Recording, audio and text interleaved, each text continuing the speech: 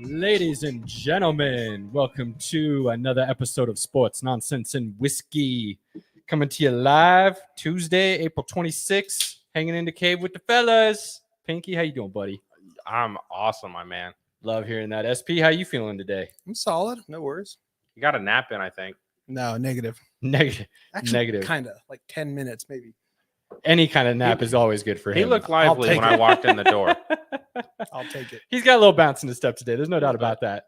No doubt about that. Well, Springtime weather, something. We got a full episode today, so there probably won't be a whole lot of nonsense. We got a special guest to talk a little hockey coming up here in a little bit. I'll run down some NBA playoff action since it's getting close to the end of the first round here, and then we're going to do our annual mock draft. We're going to have some serious football discussion. That's why Pinky's in such a good mood. Oh, you know I like to mock it.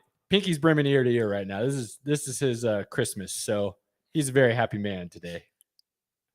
That's sweet. I like it. I'd like to hear it.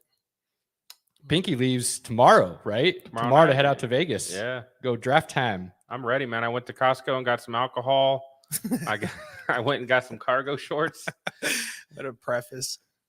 So, Did you buy some white New Balance kicks while you're at it? No, I've got some Bronco kicks. Or some Air Monarchs? No, Bronco kicks. You see where I'm going with this? Yeah, I know where you're going. I mean, My dad's style is legit, though. Yeah, okay? fair. I mean, you adamantly were pretty excited about cargo shorts. Do they have Nikes with the Velcro by chance or no? Oh, hell yeah. They do? got those, Okay. yeah. I have a pair. Oh, okay. I mean, they're Jordan 1s, but yeah, they're Velcro. I'll rock Velcro, bro. You would think they'd be LeBron, so they're easier to take them off. You know what I mean? But Man, this guy loves LeBron. Yeah, he does. He's a big LeBron fan. the GOAT. Oh, goodness.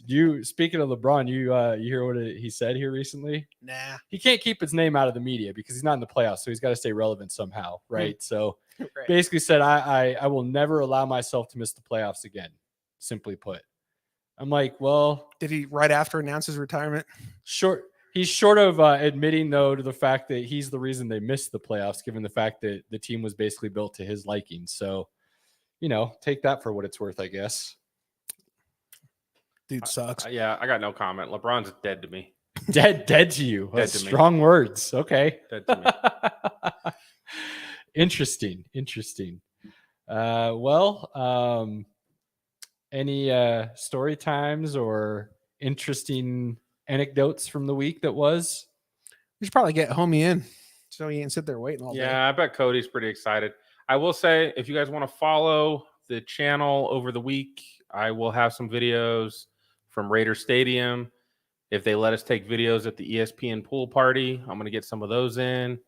We're going to have your draft coverage from the inside. Oh, that'll be interesting. Where are you going to be posting these for everybody to know, Pinky? They should be on Facebook and YouTube. Okay. Should hit both of them. Hit them both up. Probably hit Twitter too. Let the people know. Make sure they can follow when they can. So I like it. I won't be here next week. Heads up. you'll be in Disney. I'll be at Disney World. Huh.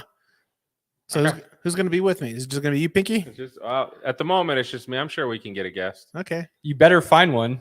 Yeah. You go out of town and I have to have a guest. I go out of town. You're like, no, we'll be fine. Actually, we've done shows a few times, so It was fair. Like Patrick was supposed to come like the week before, and then he got sick. Like it just kind of worked out well. I mean, that's cute how you say it, like you were just helping Patrick out. But I mean, let's be honest. Well, we like Patrick. He's a good guy. maybe I'll get Philip Lindsay on. There you go. Let's get him a job. Gonna kick both of you in the nuts when I get back. We need It to get sounds that like. guy a job. Absolutely. So a place that's going to use him, right? Yeah. Yeah. Apparently, he wants to come back to Denver. I mean, I'd be open. Anybody wants to come play with Denver with Russ. Yeah, no joke. So Apparently, he's not that scorned anymore. Things change. he's having a good time. Well, let's bring our special guest on, and let's talk some hockey. Cody, welcome to the stream. What's up, fellas? How you doing today, buddy? Oh, hanging in there. I'm not going to lie. I totally procrastinated on my notes, but I got 7 pages of notes, but we're going to speed through this for you.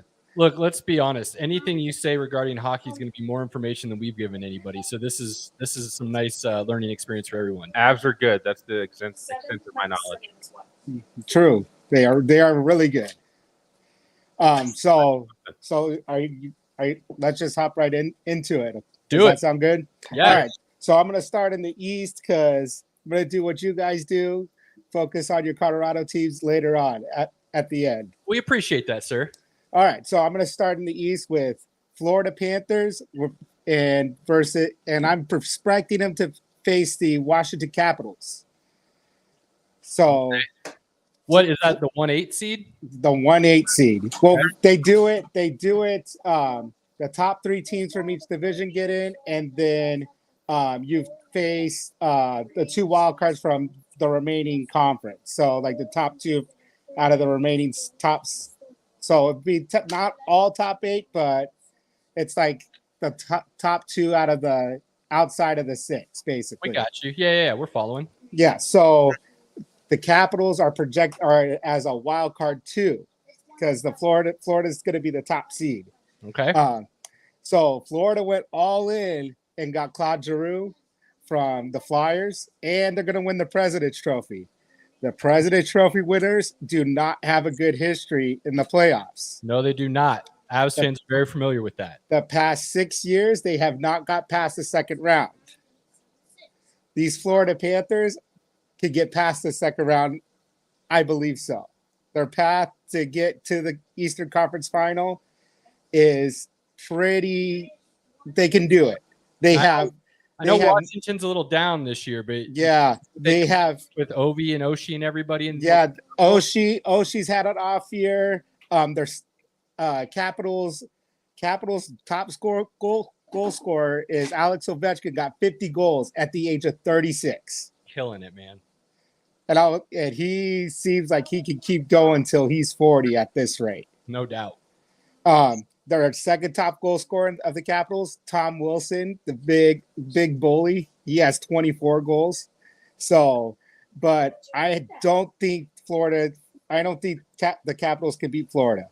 Okay. And just because the Florida have 9 guys over 20 goals this year, 9 guys, they have tons of depth. Got you. Okay, I'm following. Yeah. The only hole that Florida has is their defense leaves a lot to be desired. But they can get that fixed with Aaron Ekblad possibly coming back from injury, so that's going to help them. And their goalie is really good with Sergei Bobrovsky. He can carry the load, but he's had a down year. He's always been in the Vezina Trophy talk, and I don't see it this year. He's kind of fallen off a little bit, but Florida has the top power play, one of the top power plays. Washington has a good PK, but these Florida Panthers are too high scoring. And their goaltending is going to hold up. Capitals goaltending isn't the greatest. Like they have Samsonov, I believe. Yeah, they have Ilya Samsonov. He's a youngster, 25 years old, but in these playoffs, you need a veteran presence and to carry you through these playoffs, and Florida has it. Samsonov. That's an interesting name. Everything you're saying right now sounds like a nice way for Washington to upset the Panthers in the first round. Hey, I actually have Florida sweeping the Capitals. Oh, okay. All right. Yeah. All right. The forward depth is there. They're well built top to bottom. Their defense leaves a lot to be desired, but Florida's too high scoring for these Capitals. Okay. Where are we heading next? We're going to Carolina, Boston. Carolina is my team that could probably go all the way. I just saw a stat today. They just tied the record for most points in franchise history for a season. Yes, sir. They are the 2 seed in this for the East. They're led by Sebastian Aho. He's their leading goal scorer and then Andrei Svechnikov. If you ever heard the Svechnikov, it's when you're behind the goal and kind of that lacrosse goal. He kind of put that on the map first. Okay. Never Boston. heard of it. Yeah, Boston. Boston still has their veteran presence with Brad Marchand, Patrice Bergeron, Taylor Hall, Nick Foligno, and David Pasternak is their top goal scorer. Sure. And their Boston's defense is pretty solid. But their goalies are Tuukka Rask retired, and they have not replaced him since. Like, they haven't replaced him with anyone good. So that's an all-time great. Yeah, Tuukka Rask is their all-time great. Carolina's goalie, Frederick Anderson, is in the Vezina talk as top goalie.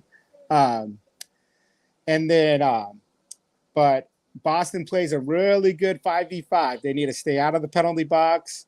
It gives them a chance to play if they stay 5v5. They got to stay out of penalty trouble because they play better 5v5 than they do on their PK. Okay. They don't allow a lot of shots on net when they're 5v5, and both teams' power plays are even down the line. Carolina is the best penalty killing team in the league at 89%. That's a big deal going into the postseason. You need a great PK in the playoffs, and Carolina has the best playoffs. Carolina has the goaltending advantage, like I've said, but the Boston's veteran presence gives them a chance. But I have Carolina in 6. Okay. All right. I like it. Where's okay? At next? We're going to Toronto Maple Leafs, Tampa Bay Lightning. Ooh. This is going to be a series to watch. It's going to be high scoring, high flying. You have Austin Matthews that leads the way for the Leafs. He said in an interview he wants to get the Leafs over the hill. He wants to get them over the hump. They haven't made it past the second round in like a long time. Matthews wants to get them over the hump. They also have John Tavares with them, and Mitch Marner has really stepped up to help Matthews get over this hump. But are they going to get over the hump? Who knows? I mean, Tampa's looking for a three-peat, right? So Tampa's going for a three-peat, but Tampa is not the same like these past 2 years. They've lost a lot of key players. They've brought in to try to fill those roles, but I believe they are the 4 or 5 seed technically. So they've kind of fallen off a little bit. They still got Steve Stamkos, Nikita Kucherov. Those are their goal scorers. They also have Victor Hedman on the deep as a defenseman, and they still have Vasilevsky. He's kind of been the Vezina award winner the past couple of years. He's kind of big in the playoffs the last. He's huge in the playoffs, and he's fallen off a bit this year. But I think he's going to right the ship come playoff time, because when you're at playoffs, you go all out. No doubt. The Leafs are number 1 on the power play, so the Lightning has to stay disciplined to have a chance. Part of that, isn't he? I mean, he's one of the top goal scorers in the league. Am I right? Yeah, Matthews is their leader of the power play. But my only issue with Toronto is their goalie Jack Campbell is not the greatest in my opinion. Okay. That is their weakness, and to be honest, you need a great goalie to get through these playoffs. Let's go Maple Leafs. No three-peat. We don't want a three-peat. Pinky, this is going to be a high-scoring series. It's going to be one of the most interesting series to watch, but I have Lightning in 7. I told Cody I've got a soft spot in my heart for Tampa Bay because they're the reason I got to touch the cup, so kind of pulling for Tampa. They've already done it twice. They don't back to back. They don't need another one. All right, I'm going to move on if that's fine with you. We're going to go New York Rangers versus the Pittsburgh Penguins. This is your moment, Cody. We're following you. Yeah. These Rangers have come out of nowhere. They've missed the playoffs the past 2 years, I believe. But they have made a wave. If you guys remember, their goalie, longtime goalie Henrik Lundqvist, he retired. Yeah. They replaced him with a great goalie named Igor Shesterkin. He's a young goalie, 25, but he is stat-wise, he's the best in the league. Wow. And he's going to win the Vezina Trophy. But Carolina's goalie, it's between him and Carolina's goalie, Frederick Anderson. Their forward lines are solid.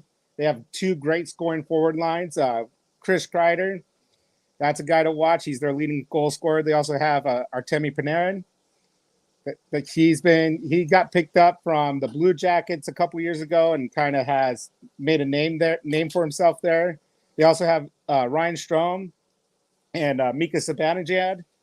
And then a guy to watch that I truly love, and it's compared to Cale Maker of the Colorado Avalanche, Adam Fox. He is their leading defenseman. He's a great offensive mind. He makes it happen for him. I like that name. I can say Fox. Yeah. Talk about the Pittsburgh Penguins. They still got the usual suspects in Sidney Crosby and Evgeny Malkin. They picked up great scoring depth at the deadline in Ricard Raquel from the Ducks, my Ducks, and also Danton Heinen from the Ducks as well. They picked up both of them.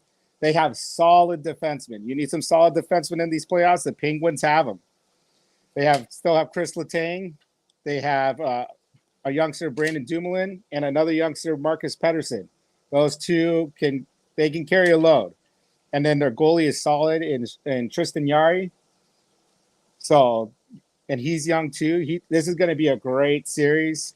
New York Rangers have a good power play, but the Pittsburgh Penguins have a top penalty kill. So this is going to be very interesting.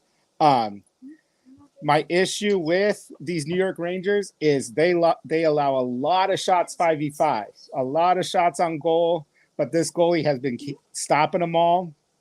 And that's not good in the playoffs if you're allowing a lot of shots on goal. Well, especially if you're going against the two-headed monster that is Malkin and Crosby. Exactly. It's the last ride where they really have a legit shot at moving forward. That's a 2? Yeah, I have the Penguins winning this in 6. I like and it. I really like the Rangers, but Pittsburgh in 6 is what I'm looking at just because their veteran presence and the Rangers 5v5 allow too many shots, and that's going to hurt them. Okay. So let's move on. Let me close out the East and get you to the Eastern Conference Final. I have Florida versus Tampa Bay. That's going to be interesting. Means Tampa Bay isn't the same like they've been. I have Florida in 6. Florida's going to get past the second round, winning that President's Trophy. They're going to get to the Eastern Conference Final. Ooh, okay. Yeah. Just because they have scoring depth, you need 3 lines of scoring in these playoffs and 1 shutdown defensive forward line. Florida has all that. They went all in. They're going to get to the Eastern Conference Final. Then I have Carolina versus Pittsburgh. I have Carolina in 5. Carolina is a strong team. They have a good power play, have a good penalty kill. They're built for these playoffs. Don't sleep on Carolina. And then in the Eastern Conference Final, I have Carolina versus Florida. I have Carolina in 7. And that's only due to their great penalty kill. Like I said, that 89% penalty kill is the top in the league. And you're killing almost 9 out of every 10 penalties. That is great for these playoffs. Oh, absolutely. I mean, if you're going to get yourself in trouble and you can keep yourself out of it when the time calls, that's huge, especially in the playoffs. Exactly. And their goalie, Frederick Anderson, he's made the playoffs a few times. Just didn't have a team in front of him. This is the team in front of him that's he can carry the load. And as a team, this team is well built. So let's go to the West. Okay, I'm gonna start with the 2 seed because Avalanche is the 1 seed. So I'm gonna start with the 2 and 7. All right. So that's gonna be the Calgary Flames versus the Nashville Predators. Calgary really built a great team this past offseason. They picked up Blake Coleman from Tampa Bay. Like I said, Tampa Bay is the same team. Blake Coleman has been there with Tampa Bay for the 2 years of the Cup, and he's gonna show these Flames how to compete in the playoffs. They also picked up some depth at the deadline with Kyer Yarncroc. I think that's how you say his name. I kind of butchered that. Man, you've been killing the name so far. Don't hesitate. Yeah, and then they also picked up Tyler Toffoli, I believe from where did he come from? But they also picked up Tyler Toffoli early on. Oh, he came from Montreal. That's right. He came from Montreal. Montreal was struggling, so they kind of hit the rebuild button and getting assets as much as they can. So they have they're loaded in forwards. They have Johnny Gaudreau, Elias Lindholm, Matthew Tkachuk, and Tyler Toffoli. Their defense, there's no one that jumps out on the board, but their defense gets it done. They're led by Noah Hannafin. He used to be with Carolina for a while, and then he jumped over to the Flames about 3 years ago. Their goalie is a big question mark for me in Jacob Markstrom. He hasn't been in the playoffs before, but he's been really solid for them this year. But will it continue in the playoffs? The playoffs are a whole different monster. Nashville, they have solid forwards in Matt Duchene, former Av, Philip Forsberg, and Ryan Johansson. Those are their three veterans in forwards. But they have a young, solid player in Tanner Jeannot. That's a guy to watch. He's 24 years old, and he has 25 goals on the season. Pretty solid for a youngster. Their defense, they're led by Roman Josi. He gets it done he's their power play quarterback, gets it done for them. And he's big on the penalty kills. So their goalie, Nashville's goalie, UC Saros, he's solid, but he's small. He's only 5'11". So he's very agile blocking that net. Calgary plays very good 5v5, and Nashville does not. So Nashville, I feel like they've kind of taken a step back over the last couple of years. They definitely have. They're a while finals for a couple years in a row, weren't they? Yes, sir. They've been there, but they've fallen off ever since Pecorine retired. Okay. Their goalie. So that they have not been the same. That they've relied on that goalie too much, and now it shows. Like I said, Calgary plays really good 5v5. They kind of hold the puck, keep the puck because they're so good offensively. So they kind of keep the puck away from their opponents.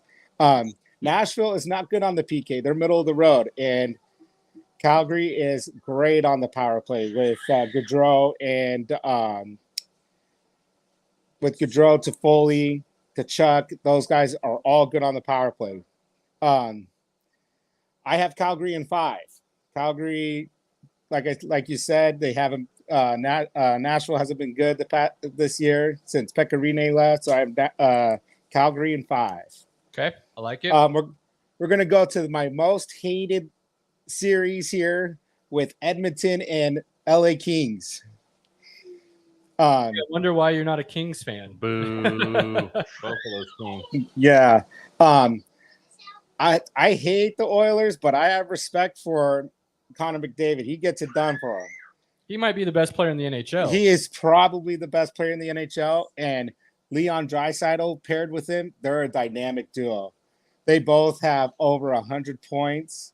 That's absurd. And they are, and the scary thing is, McDavid's 25, Draisaitl's 26. So they are at the beginning of their prime. Yeah.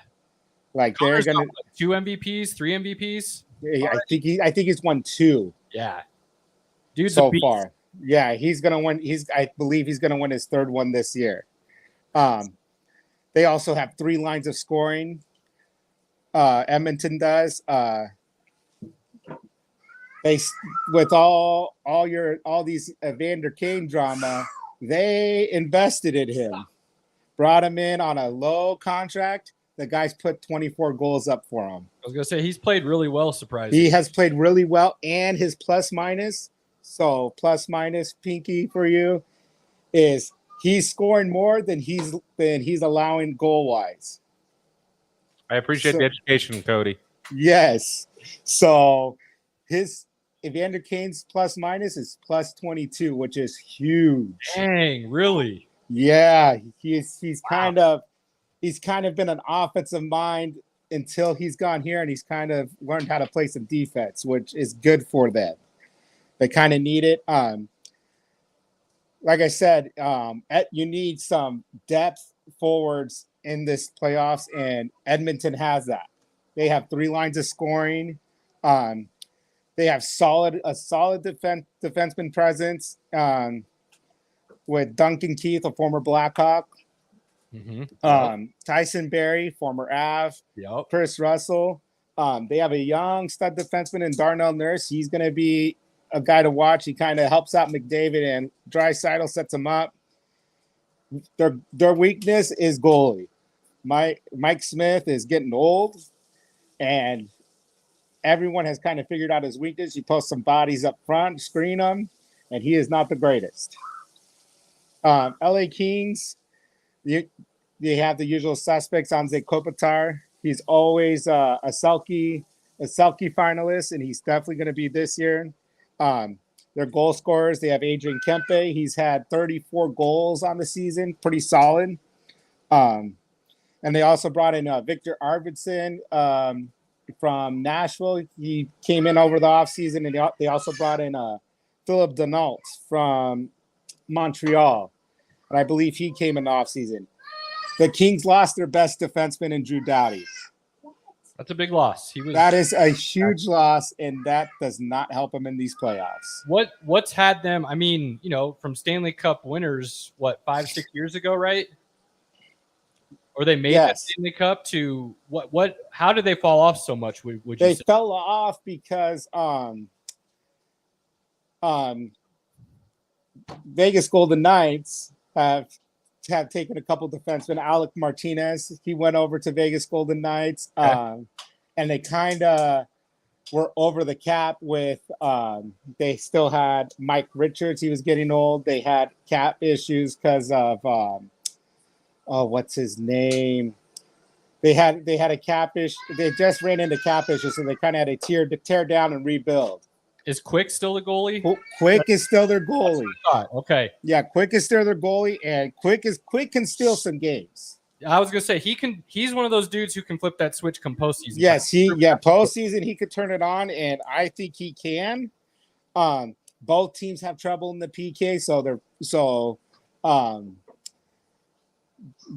if you get on the power play, either team, you can score because they're both not great at the PK. Edmonton has a top 5 power play, so the Kings got to stay out of penalty trouble to have a chance. LA Kings, their power play is not as strong, so they're kind of that in-between team. And I don't think the Kings can match their depth. So I have Edmonton in 5. I had a feeling that's where you're going with it. I feel like Connor McDavid alone gets you past the first round. Right? Yeah, Connor McDavid and Draisaitl is going to carry him. Okay. Let's go to some Central Division now. So you're going to have Minnesota versus the Minnesota Wild versus the St. Louis Blues. This is a real Wild, right? Yeah, Minnesota Wild. This is going to be a real even matchup. Both teams are built really similarly. Minnesota, they have a youngster in Kirill Kaprizov. I believe he has like 47 goals on the year. Ooh. He is a stud from Russia, and he's only 25. So there's a lot of young talent in the NHL. There is a lot of young talent in the NHL. They also have Joel Eriksson Ek, Kevin Fiala. These are all their top goal scorers. They have depth. And they also still have Matt Zuccarello. He was a longtime Ranger. Their defenseman lines are deep. They have probably 5 or 6 solid defensemen. They have Matt Dumba. He's going to be their power play quarterback, kind of directing traffic, bringing up the puck. The Wild made a trade earlier this season and brought over Marc-Andre Fleury from the Blackhawks. They have 2 stud goalies. They have Cam Talbot and Marc-Andre Fleury. They can roll with either one. And that is really playoff time. That is scary for these playoffs. And because both can come in and shut down a team. Now Fleury was with the Vegas Knights. He carried them to the finals. Exactly. So, but St. Louis Blues are built very similarly. They have great scoring depth. They have about 3 lines of scoring, which is great for what you need in the playoffs. Defensemen, they have the same depth. They have Justin Falk, Torrey Krug. He was a long time Boston Bruin. They got rid of Pietrangelo, Alex Pietrangelo, and he went over to Golden Knights. But they brought in a young guy, Colton Parayko, drafted him, and he's kind of developed into that Pietrangelo role. But St. Louis has Vladimir Tarasenko still. They have Ryan O'Reilly, some big names that can get they have Brendan Saad. He was a former Blackhawk. So they have some depth up there. The goalies, they have Jordan Binnington, and he led them through when they won the Cup. The Blues did. He helped them with that magical run with Tarasenko. Yeah. Went on. He's kind of fallen off this year. He's not that goalie. If I was the Blues, I would start the other guy, Ville Husso. His numbers are a lot better, and they played the same amount of games, and his numbers are a lot better. But he the former Blackhawks goalie? Is that the same guy? No, that is not the same guy. But you're talking about I know who you're talking about. You're talking about Corey Crawford. They have rolled with these two guys. I have no idea where Corey Crawford went. Okay. But if I was the Blues, I would start Husso. But having Binnington on the bench, he can come in. He's done it before and come in and carry. So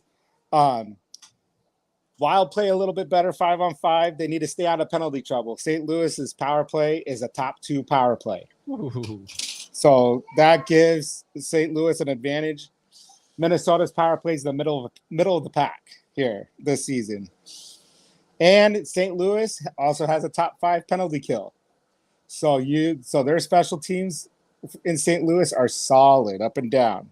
So basically, you're telling me they got all the right recipes to make a playoff. They have the right recipes, but the West is stacked.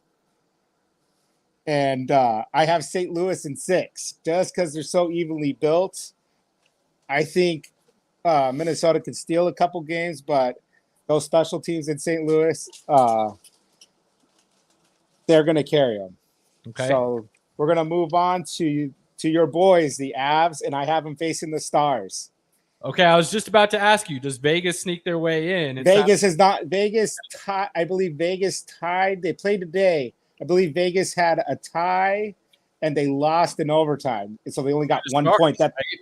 That does not help them. Yeah.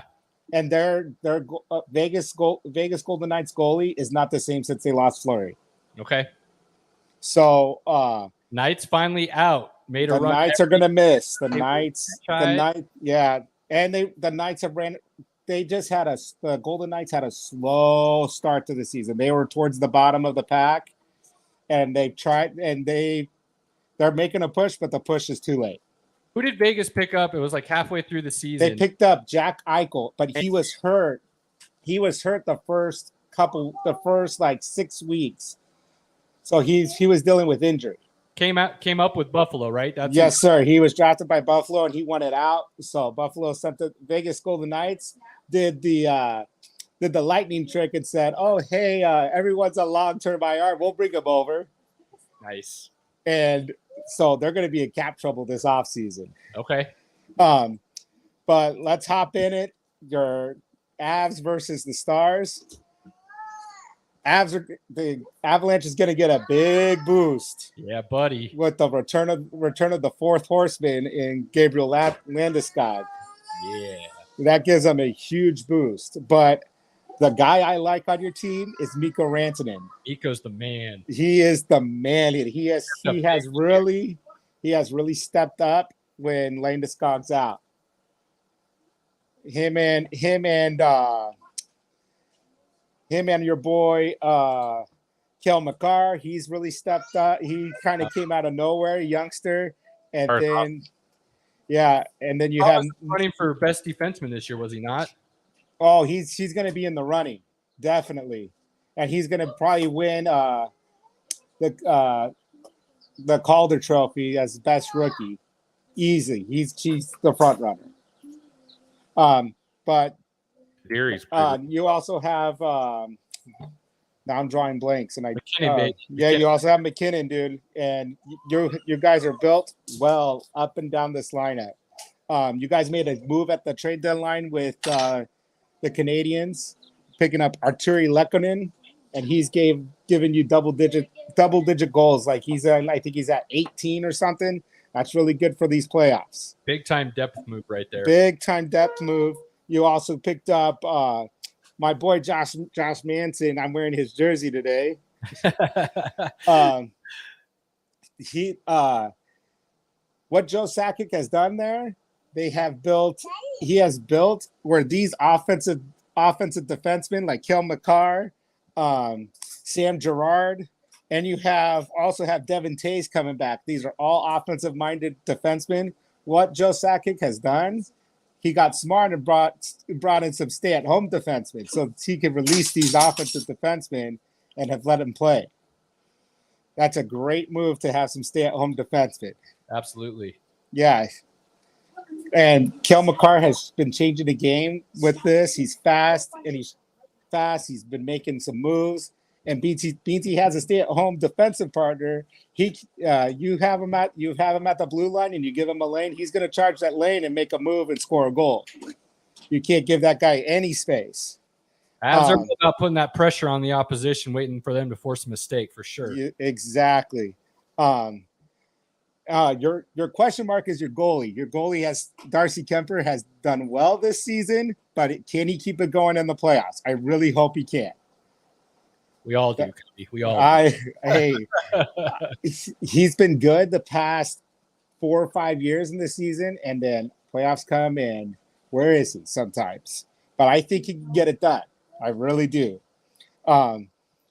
Dallas, they're not as stacked as your Avs are. They still have Jamie Benn. They have Joe Pavelski.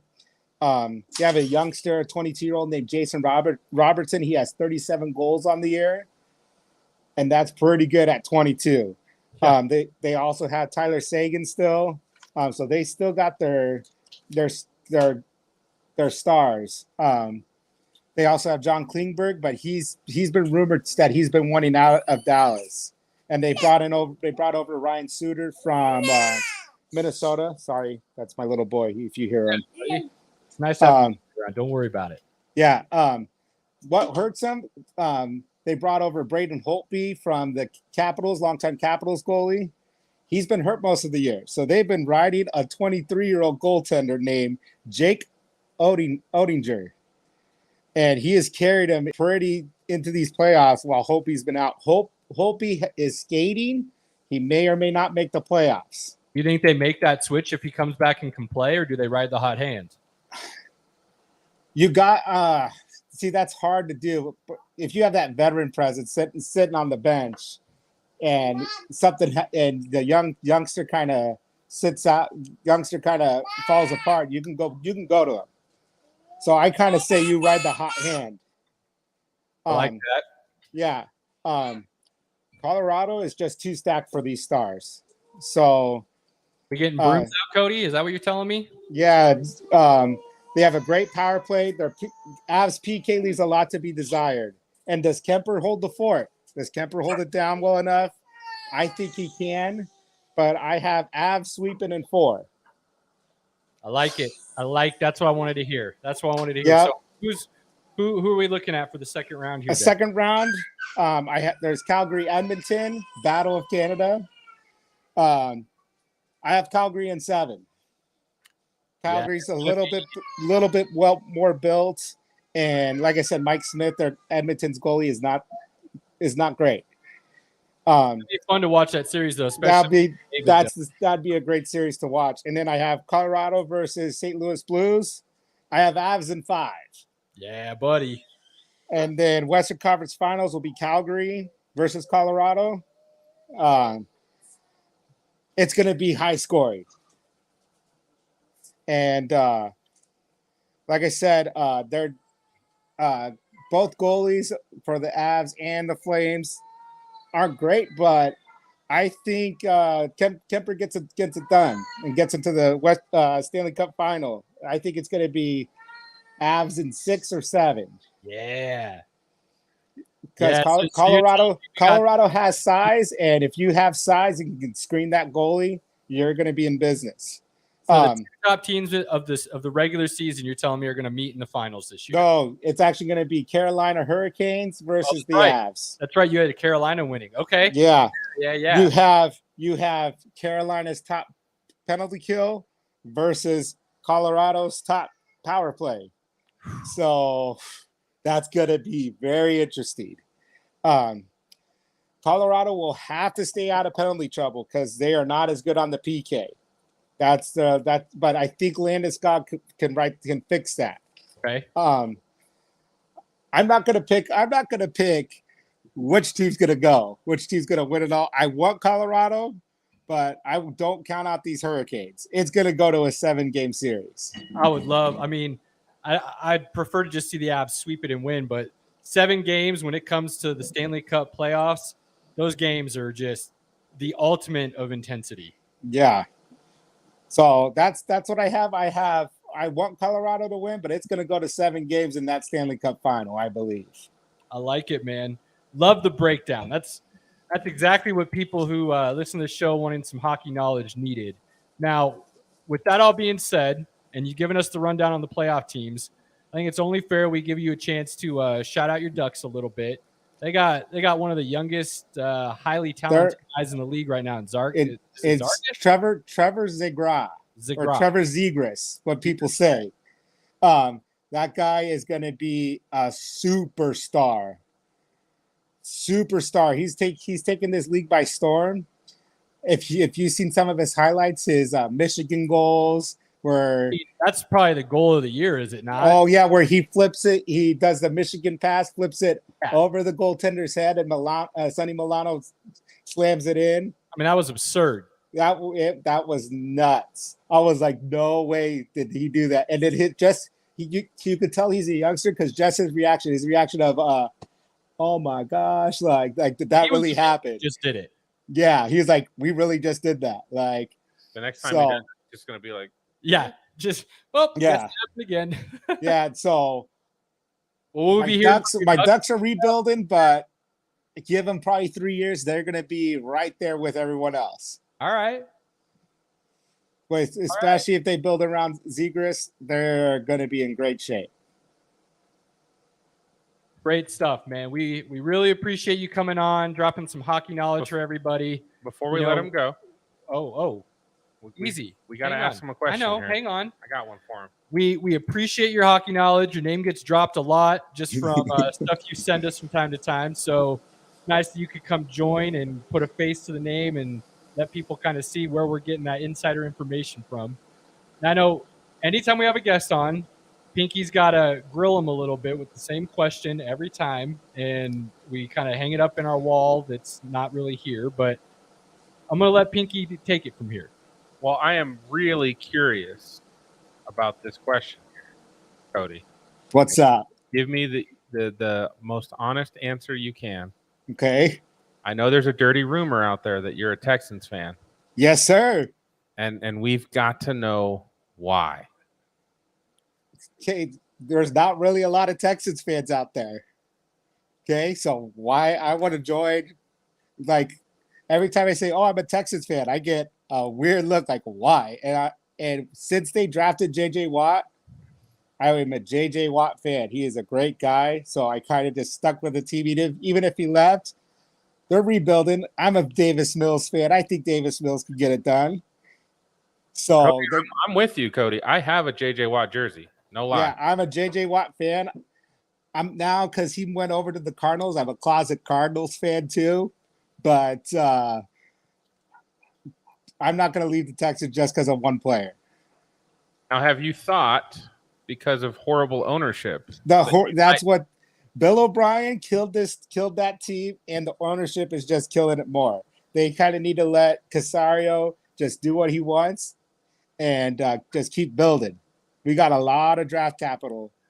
Who's that spiritual leader they have that's part of the organization? Oh, I know. What's his name?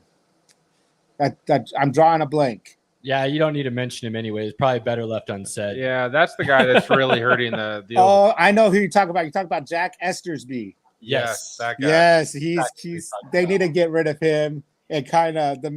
I think you need to consider selling the Texans. For the nerds out there, it's like Worm Tongue in Lord of the Rings. That's Exactly. Yes. Not a bad reference, Pinky. Not a Right? bad Right? reference. Pinky, pretty good. chinky, sir. That legit did me no good, but I'll take your word on it. You gotta Yeah, watch so- the race, sir. He speaks. He is here, ladies and gentlemen. He is here. Hey, I've been doing some research. All right.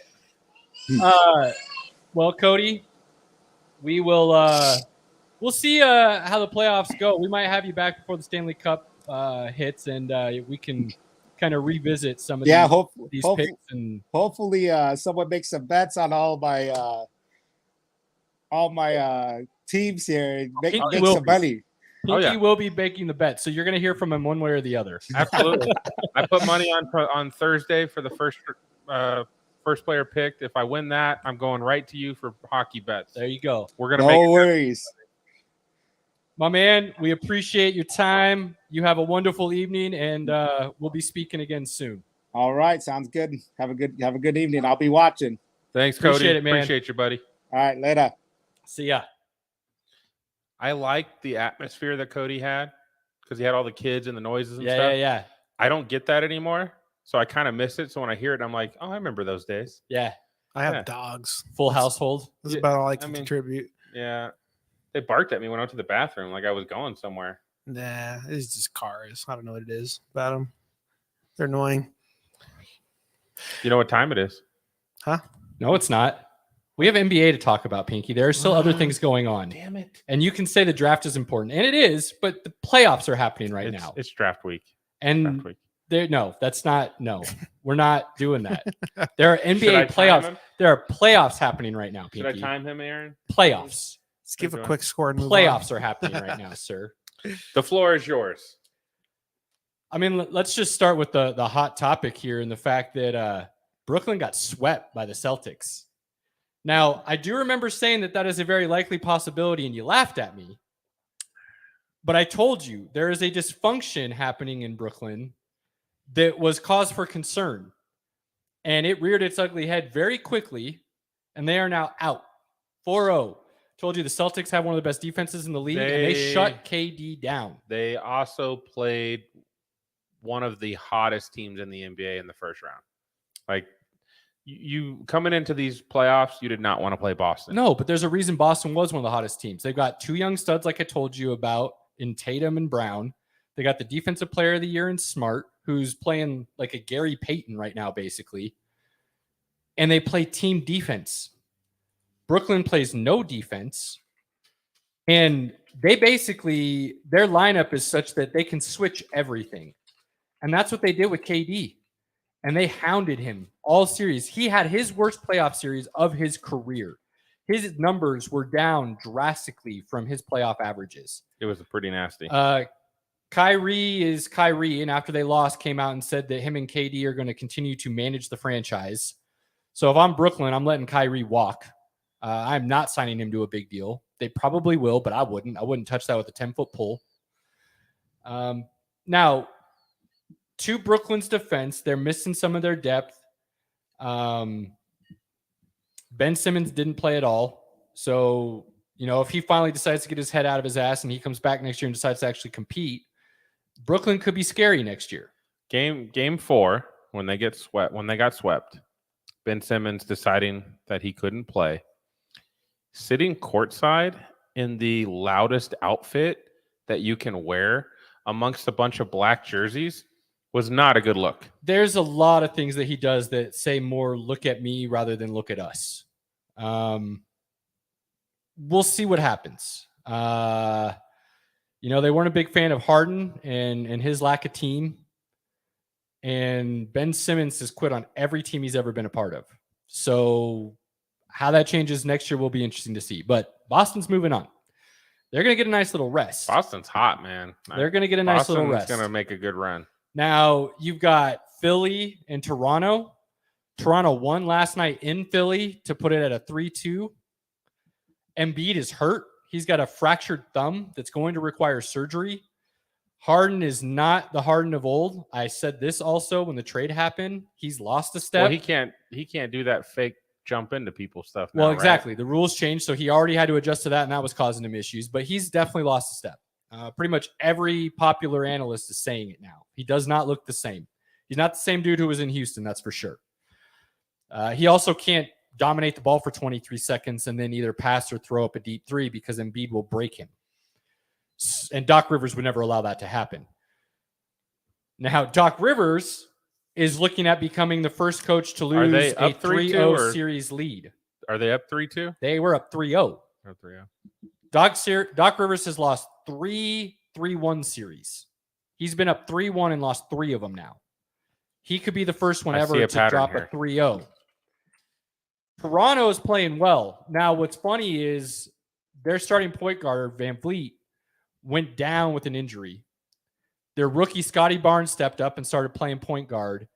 And they're basically running 6'5" or taller now in their rotation. They're switching everything, which has started to cause a lot of issues for Philly. I do believe Toronto can pull this off. And the reason for it is Embiid's injury. The deeper you go and the more they grind on him, that thumb's going to weigh on him. And he's not going to be the same offensive presence with a broken thumb that he was all season long. I'm sorry. I'm going to send a couple guys to just smack your hand, bro. Harden can't step up like he used to. Philly definitely has the ability to close this out. They just need one more win. But I actually like Toronto's chances to come all the way back from 3-0, win 4 in a row, and move on to the next round. You've got Miami and Atlanta. That's almost done, right? Miami is just beating Trae Young down. Here's another great defensive team that is just switching everything. They set a screen for Trae Young, they switch every single time. And it doesn't matter if it's their center to point guard, they're switching off Trae Young, and he's having a hell of a time trying to find any open space. They won a game, though, didn't they? Oh, yeah, Atlanta won a game. But Miami's just vicious. Like I said, they don't necessarily have that one superstar. Jimmy Butler's their dude, and he's not quite at that superstar level. He's really damn good, though. And then you've got Adebayo, you've got Hero, you've got Duncan coming off the bench, who's a three-point specialist. They've got the pieces they need to make a deep run. Now, the final series out in the East, Milwaukee and Chicago. Milwaukee lost their Robin to Giannis Antetokounmpo, and with Middleton being out, there's not quite a timetable for him to return. I still like them to get through Chicago. Chicago's putting up a fight, but I like them to still get past Chicago. If Middleton doesn't come back, though, I don't see how they can get past Boston at that point. And that's going to be the kicker. They need Middleton. He's great on defense, and he can be really good on offense, too. He can drop 50 any night. He's done it before. So when he's there with Giannis, they're really strong. But if he doesn't come back, I see Boston coming out of the East. Right now, I would take Boston out of the East regardless. They're just playing so good. Yeah, remember, really Milwaukee's defending champions.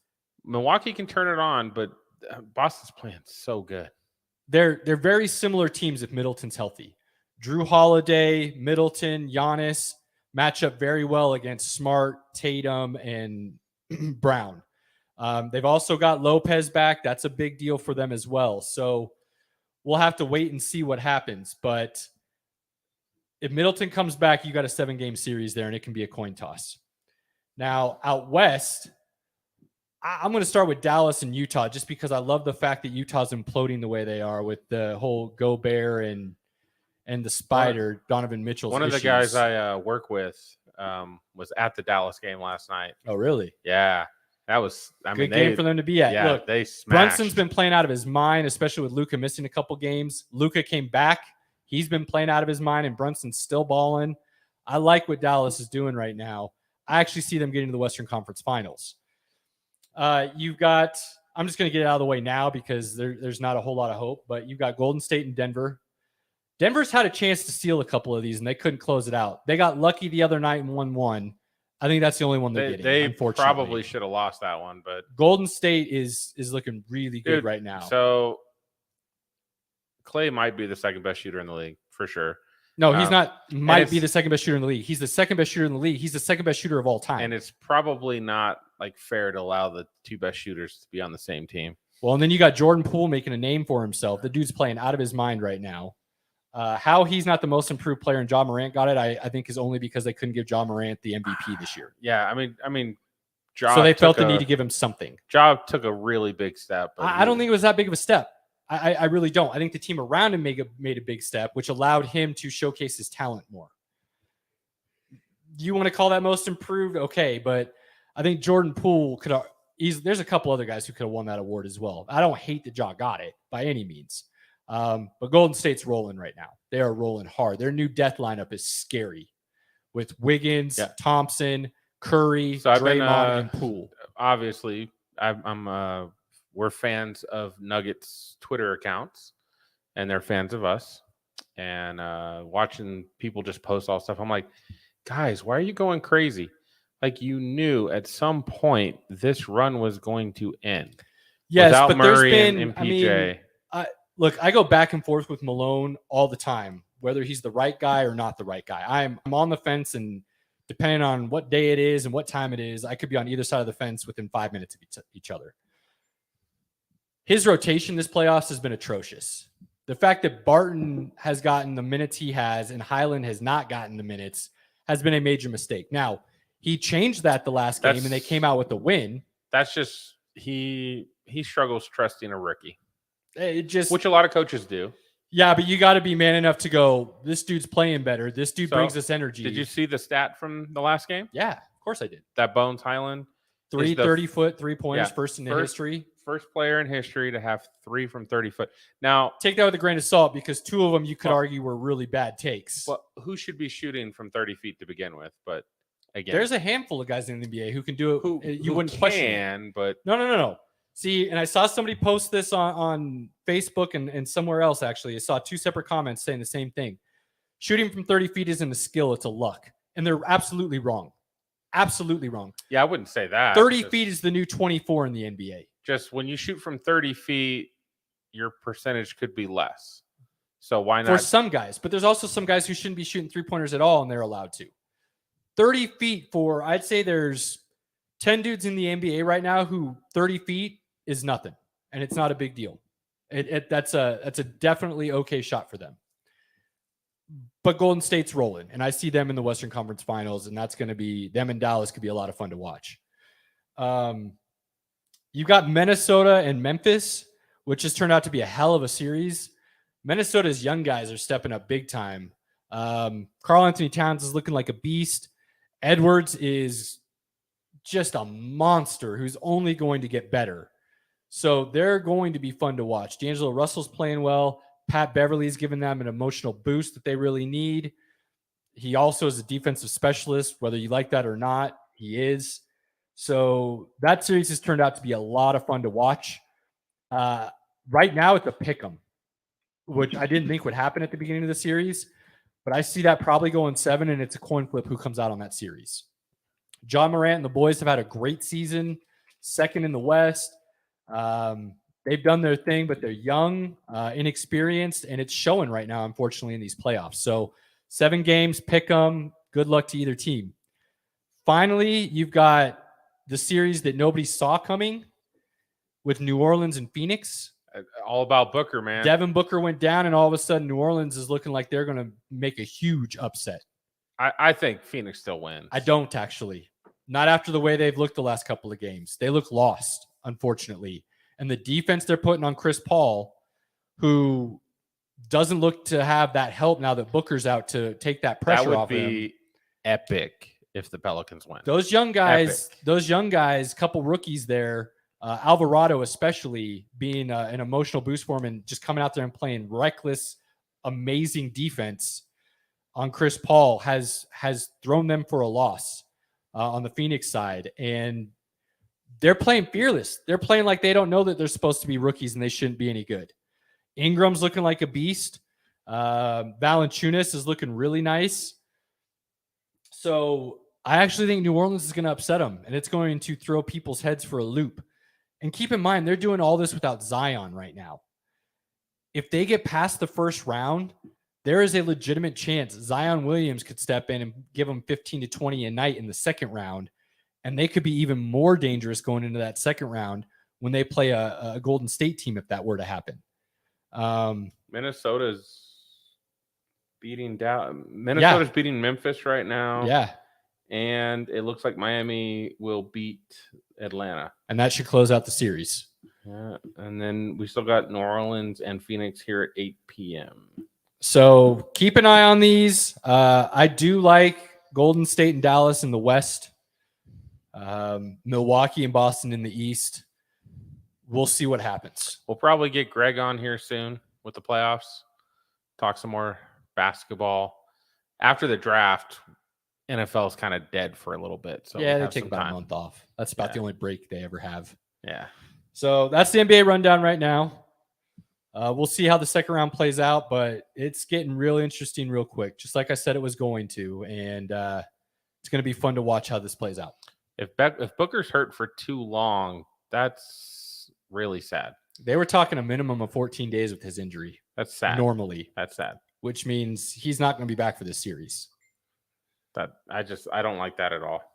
And that's a dude who was averaging like 26, 8, and 8 roughly, or 5 and 8 or something like that. So Phoenix is a team I'm kind of rooting for. Nuggets fans will hate that, but I wouldn't mind seeing Chris Paul finally get a ring. They hadn't been good for a long time. Now they're good. Yeah. Like it's like I don't know. I can't hate on that. Fair. I can't. That's fair. I think they're about to get upset though, unfortunately. I think they pull this one out even without Booker. Tonight's going to say a lot. The second one will be the second series would be the issue. Tonight's going to say a lot about where that ends up. So we'll wait and see. Now, Pinky, since I had to twist your arm to let me get my NBA in here. And it was good. It was good. I appreciate the I NBA appreciate you allowing me a brief moment in time to discuss some playoffs. Now, drum roll, please. Where we heading, Pinky? NFL draft time, boys. Oh, boy. NFL draft time. So, been doing quite a few mock drafts with our buddy Andy. And I think we got Andy joining the stream here. Look at that. Coming in clutch. Yeah. Andy's in the house. Oh, my goodness. Look at the big fella. Mic check. So, guys, I'm trying to turn away from the light so it's not glaring. We'll give him a moment. So, as we did last year, we did a mock draft. A lot of fun. Yo, let's pause for a second here. Let's cheers. That's 2 guests in one night. That's a first. That is a first. Chinky chinky, ladies and gentlemen. Oh, that is a first. Drink to that. So easy there, big fella. Don't get too excited. The bird dog peach is hitting me a little different. Easy, buddy. Ooh, we need you to stick around, okay? Before I go too far, because I know we will forget. Just like last week, we are sipping on some bird dog, peach, and strawberry. And we have some Oak and Eden.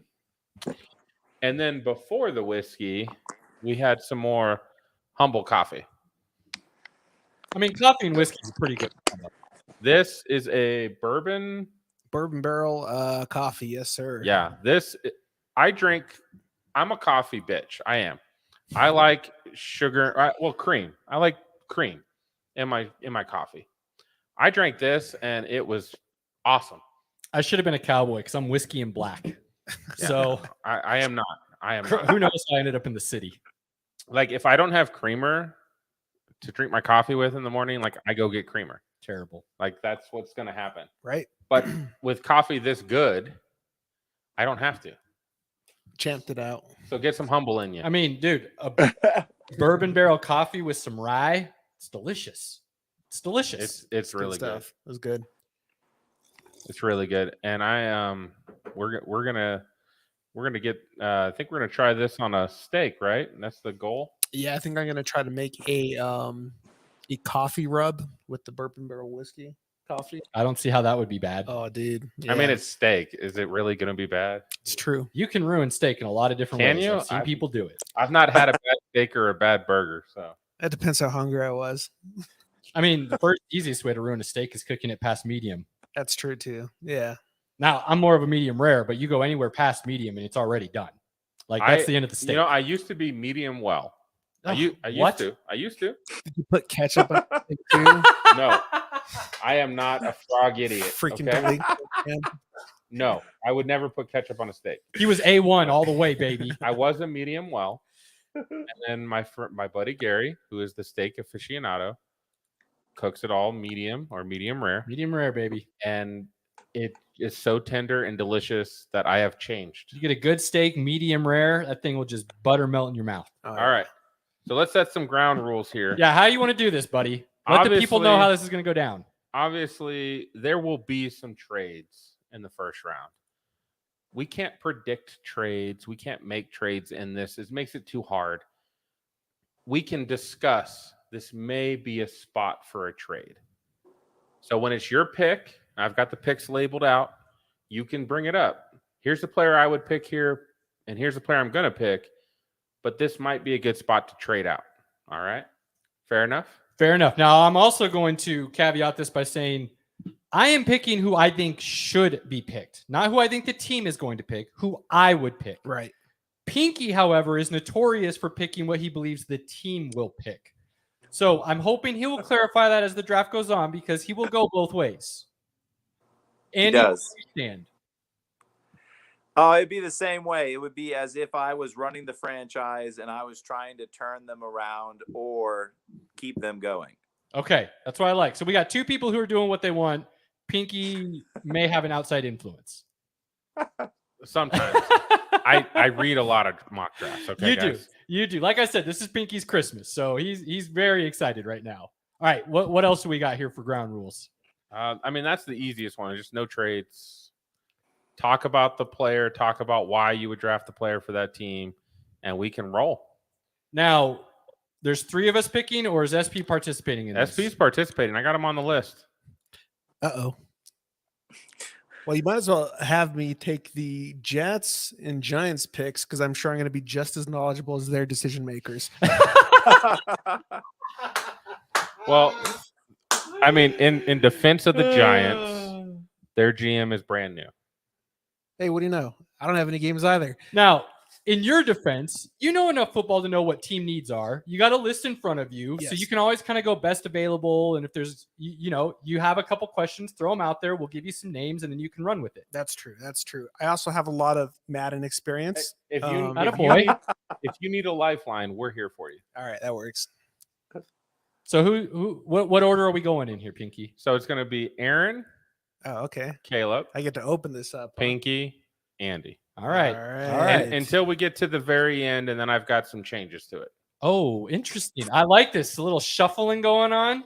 Well, I want to make sure that Aaron gets the draft for the Cowboys. I like and it. Andy gets the draft for the Chiefs. So. Okay, that's fair. All I don't right. mind that at all. I like that. The other thing I will throw out there is this is probably going to be one of the worst mocks you'll see simply because I think everybody's mock is going to be terrible, but I do believe this is going to be the biggest movement in draft history as far as trades and teams doing things unexpectedly, especially with as many teams as have multiple picks. I am really interested because I don't think that's going to happen.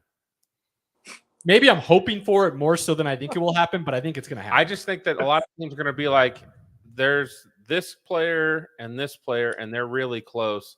I don't have to trade up to get that guy. For those that have watched Sunday night, we've done a little mocking here and there and some draft conversation. I feel like, Andy, you're kind of on the same page with me in the sense that this draft is actually loaded minus the quarterbacks, and that's caused some people to downplay the talent. I think the draft has a lot of talent. Pink and I were talking about that earlier about the difference between, truly exceptional and just great players. And this draft, I think, has more great players than a lot of them have. Just like Pinky, I get super excited for the draft. So some of these guys, I can tell you guys I thought were going to be awesome, and not much came from them. Andy sends me videos like all year, and then I'm like, that guy did nothing. Yeah. Look, situation says a lot. So I've talked about it many times. Square peg, round hole is the NFL way. You may have made me come around on that, Caleb. That situation coaching situation, players around them make a difference. Who would have Well, thought?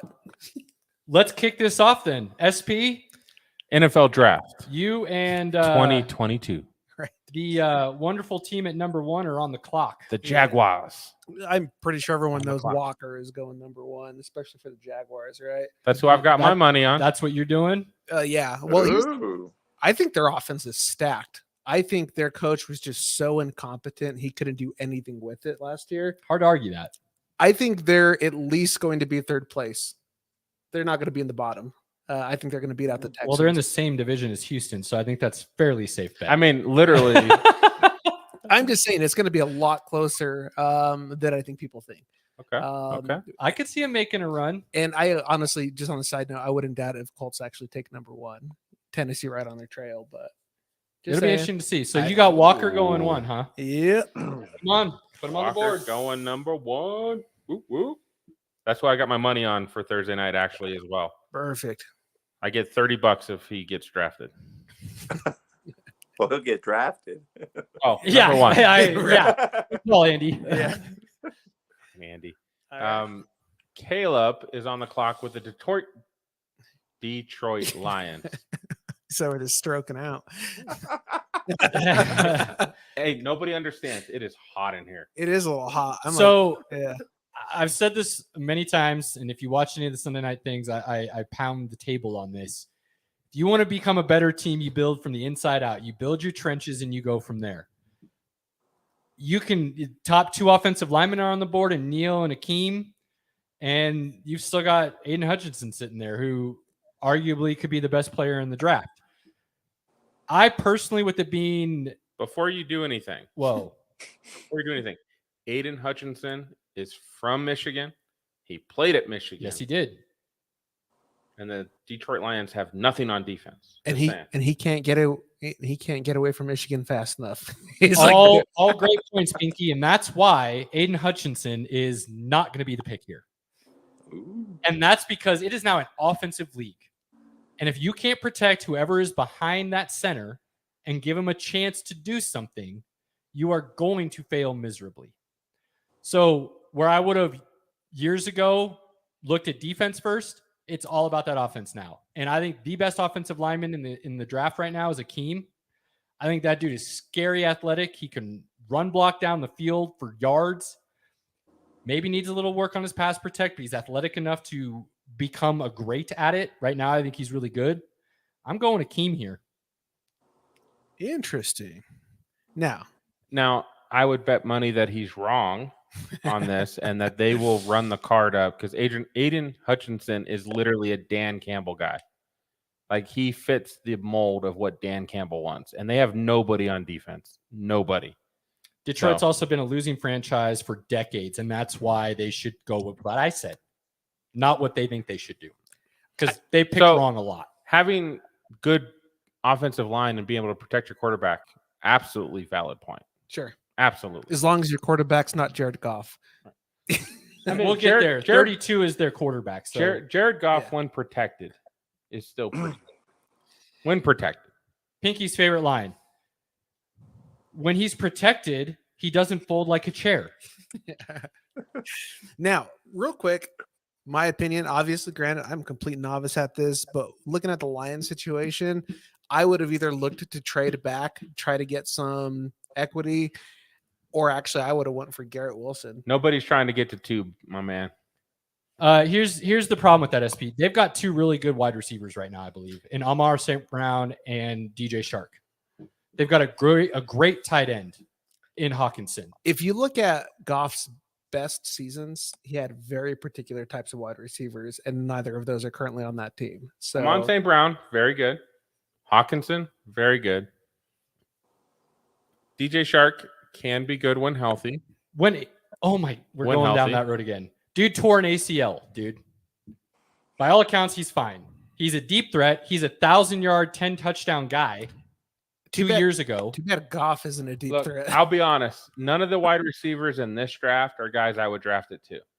That's true. That's why I said I would have traded I would back. disagree in the fact that if Jameson hadn't torn his ACL, he would definitely be looked at as a top 5. No. Oh, my gosh. Again, I'm going to question your college You can, but I'm telling your you, college acumen, if you will. these guys are not guys you would draft in the top 5 at wide receiver. All right, They're Pinky, good. You're on the clock. I'm on the clock with Cody's team, the Houston Texans, Here you go, Cody.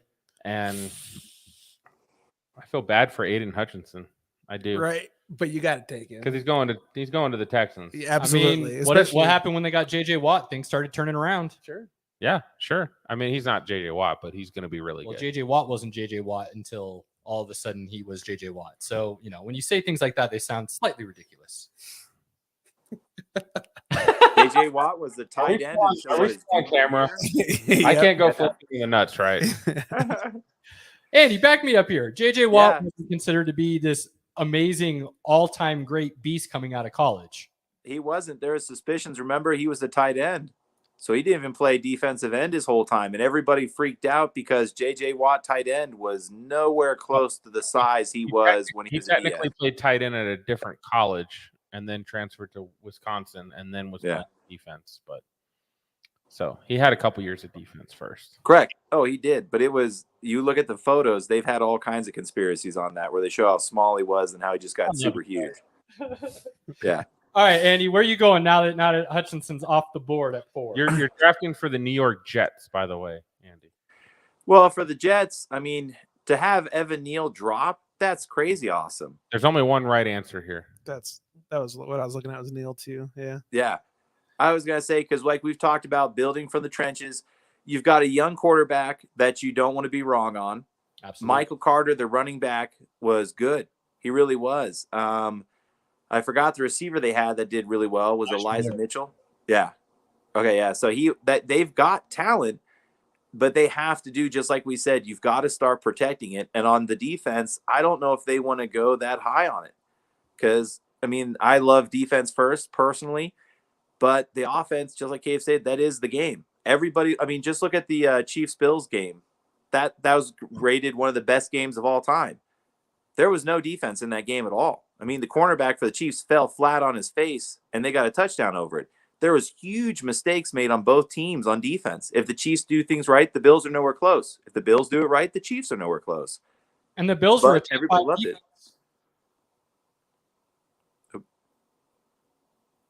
Going into that game, Bills were a top 5 defense, and look what happened to them.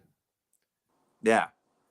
So that's what's scary. So I would say Evan Neal all the way here. They have to start, and again, my opinion is they have to start truly valuing this team and realize there's not a quick fix. Well, and if you're a Jets fan, I'm sorry, go ahead, Andy. Oh, if you're a Jets fan, it's going to be a long ride, just like Falcons fans. 2 years, it's going to be rough. That would be a finally learning from their mistakes and, doing the opposite of what they did when they had Sam Darnold. Yeah.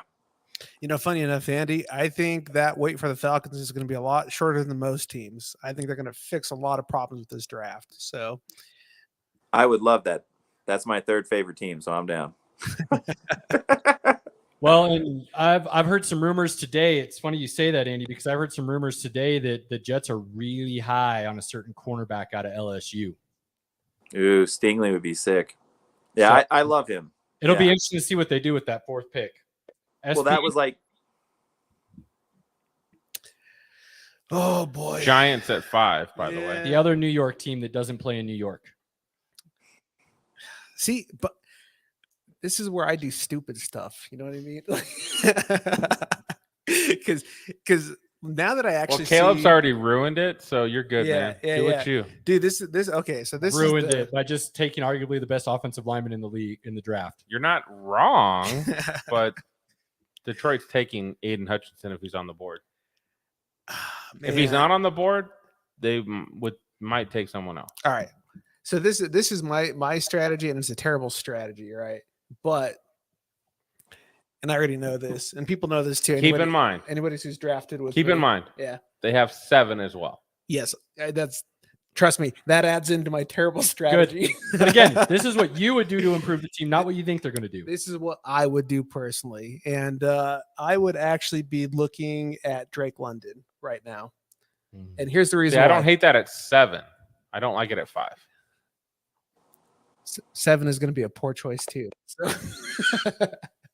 But I told you, man, I'm in that Giants mindset. I hope Mark's not listening. I hope Mark's not listening. Now, here's the deal. Either guy they want is probably going to be there for 5 and 7. Yes, unless exactly. Are made. That's so why I don't it doesn't think it matter matters. which way you take them. Right. Especially it's because I feel like they're going to take a tackle and a wide receiver myself at 5 and 7. Well, I personally would be going with Drake London. So we'll go with that, and we'll see what happens here. And then I'm going to see who makes that other decision. But I'll tell you what my other decision would have been. So, Pinky, are you up now? You're up. Oh, I'm up. yeah. You're up for the Panthers. Panthers are in a strange situation right now because what they need, it's way too early for. And I mean, there's only 2 positions they can go for right now. yeah.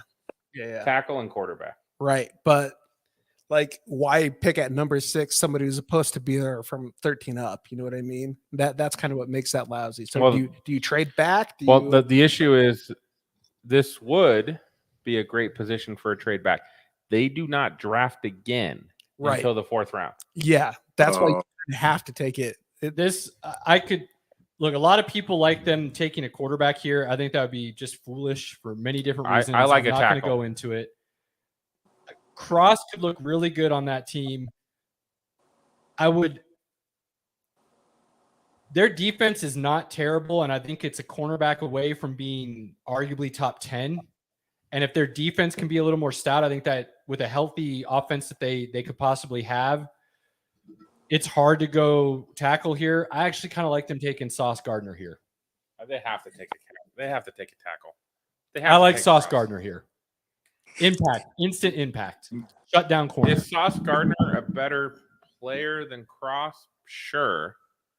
I think they need a tackle. Their O-line was bad. Who? Sam Darnold had nobody. Yep, that's it, Ahmad. Gardner. Yep. All right. Nickname Sauce. He didn't allow a touchdown in college. Don't be using Or nicknames high with school. me. Or high school.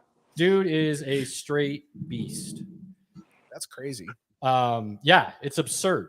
And that's including the college football playoffs that he just went in with against Alabama. Did not allow a touchdown. So Sounds like Trayvon Diggs should be taking some notes. impact player. It could be argued might be the best player in the draft. Falling to them at 6.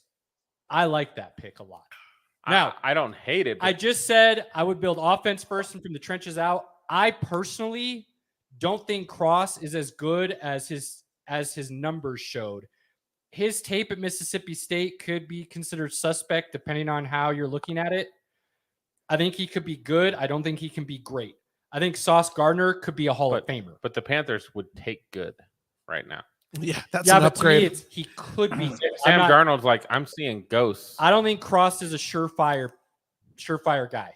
Okay. That's why I would Fair rather enough. take Gardner at that pick right there. I mean, I would take Gardner at 2, depending. He's really good. So Gardner for me. Nope. This one's easy. Hmm? Giants are on the board, right?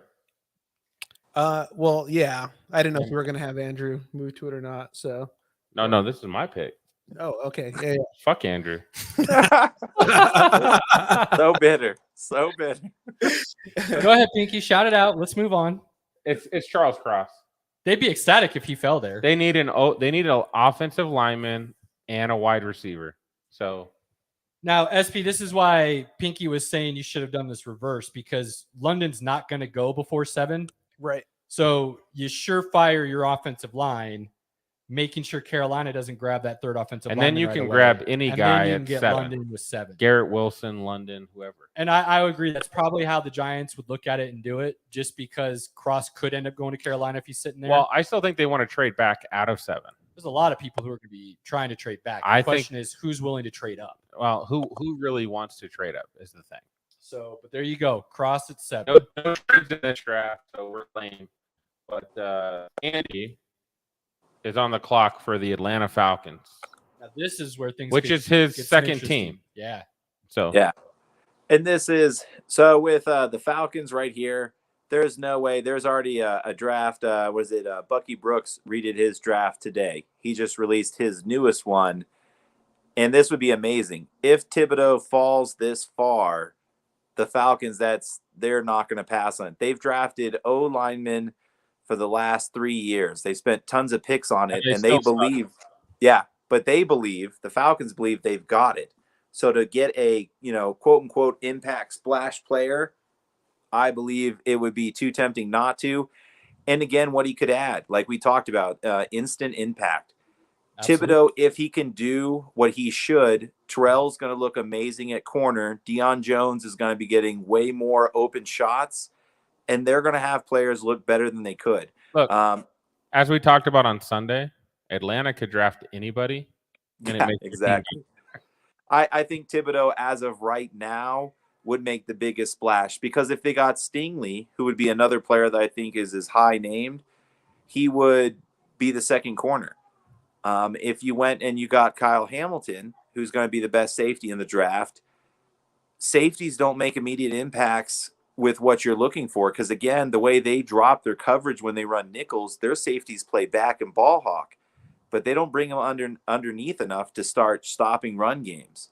There's a lot of issues with that Falcons defense, but Thibodeau, no matter what, he's an in the trenches every play by himself. He could either stop the running back or stop the quarterback. Andy, we both know the Falcons are playing the long game here. Yo, let's be honest. 2 months ago, Thibodeau was number 1 on everybody's draft board. Yeah. Before the combine hit, he was number 1. He was. So if he falls to 8 at Atlanta, they'd be thrilled. He hurt his. Yes. He technically hurt his draft stock by not doing any of the drills. Correct. Yeah, I'd say Kayvon Thibodeau. Thibodeau's the pick, though. SP, this is going to be interesting and fun. What are you looking at with Seattle at 9? Oh, man. A team that honestly could use everything. True. In this draft, the 3 tackles are gone. Done. Top 3 pass rushers, gone. Man, this one's rough. Mainly because Seahawks need way more than just this one pick to do anything. They completely. They will not be competitive this year. No, this could be another place for a trade. They could easily trade back and try to acquire some extra picks. Oh yeah, trade back a couple spots. I think they could also keep keep the same it. Guy. DK Metcalf could be on the move. They could acquire more picks and keep this pick and take best available. They like Legion of Boom that's not been there for a while. They might try to rebuild the second. There's a lot of things you could do here with Seattle.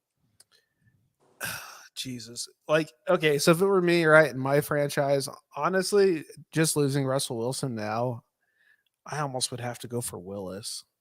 Just because they're not going to get an opportunity at something. Take him, man. That's personally what I would do. You're the GM. Take him. Poor guy. Well, here's the thing, right?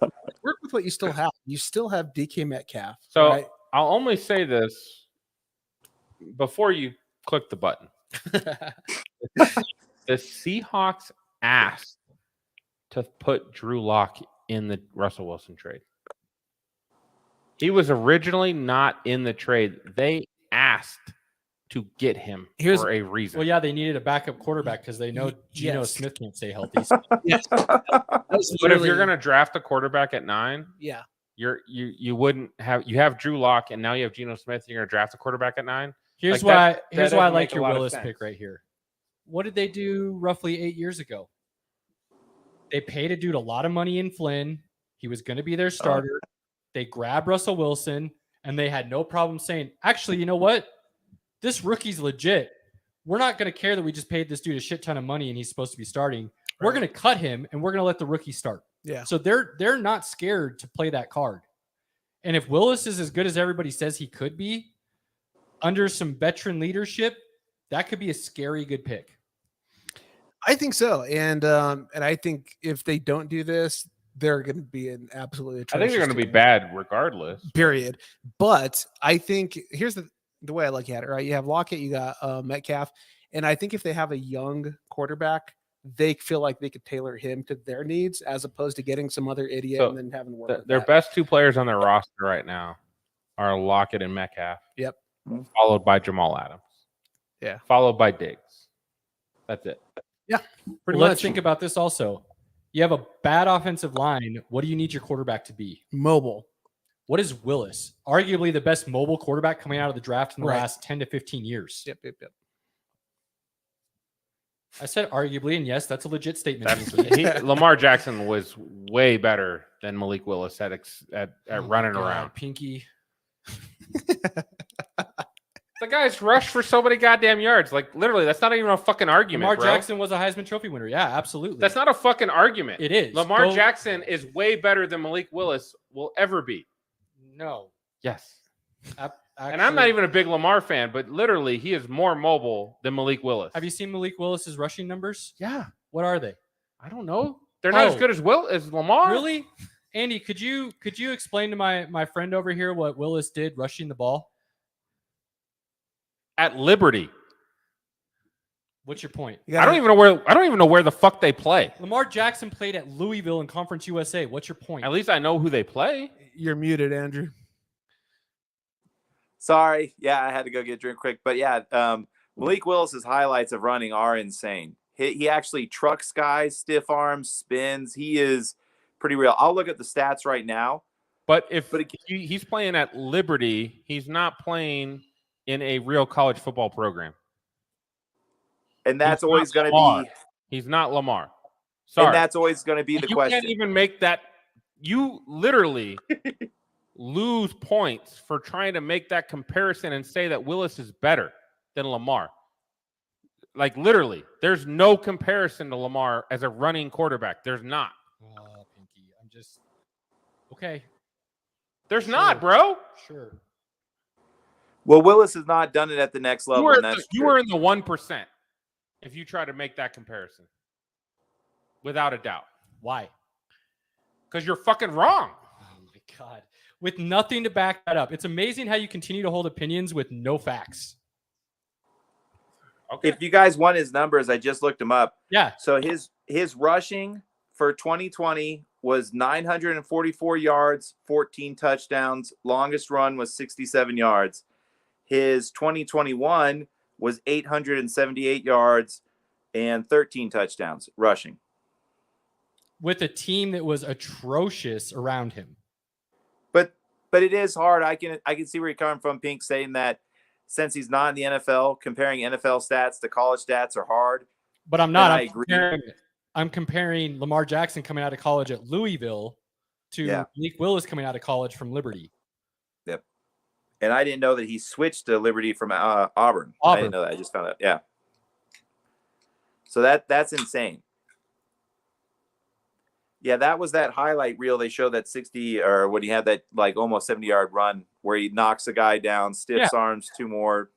It's insane.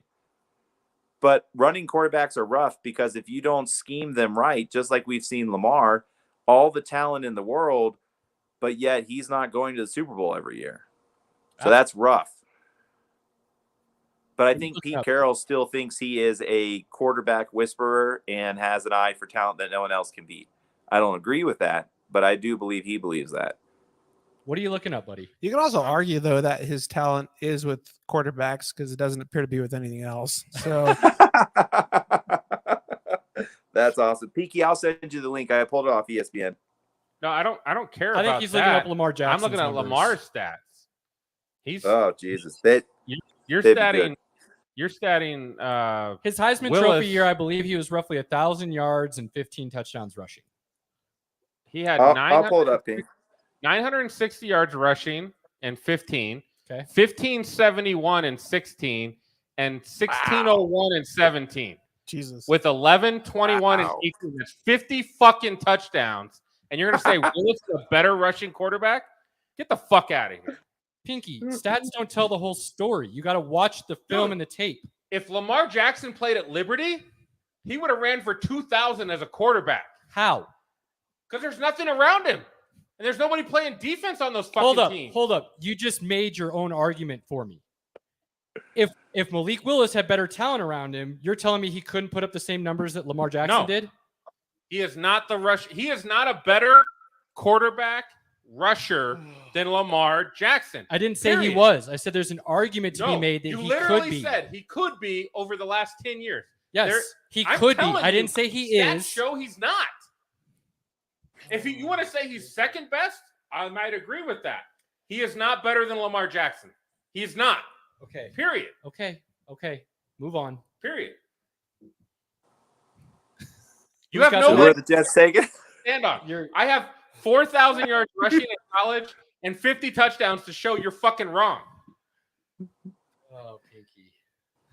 That's not O Pinky. That's That fucking. is O You're Pinky. right. Not open. There's an argument to And be you're on the made. clock. There's no argument. Lamar Jackson's a better rusher. You just said he played for a trash team. So if he played with better talent, his numbers would be better. They would not. He Why might not? throw the ball more if he had better talent around him. He had to run for his life because he played at fucking Liberty. Okay. Anyways, your pick. Garrett Wilson, move on. Hey, finally he goes. Personally, if I were the Giants, I would have tried to snag 2 wide receivers. What do you need a line for? Just get rid of the ball in 2 seconds. Daniel Jones needs a line. He does.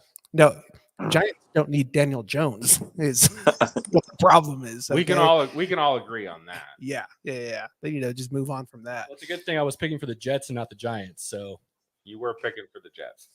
Garrett Wilson. Oh, man. Washington's on the clock. Kyle Hamilton. Lock it up. Their defense could have some potential. I mean, they're not going to have an owner, but they will mean, have a safety. They had potential last year, and they were horrible. I don't know what was wrong with them. Yeah. Horrible. Ron Rivera, you have first rounders everywhere on that defense, and you suck. That's just not good. Well, when you're not even good enough to have a name, your morale's not very high. And then you pick the wrong name right on top of that. Yeah. All right, Andy, you get the Vikings. Yeah, this was interesting. Bucky Brooks here picked Jameis Williams.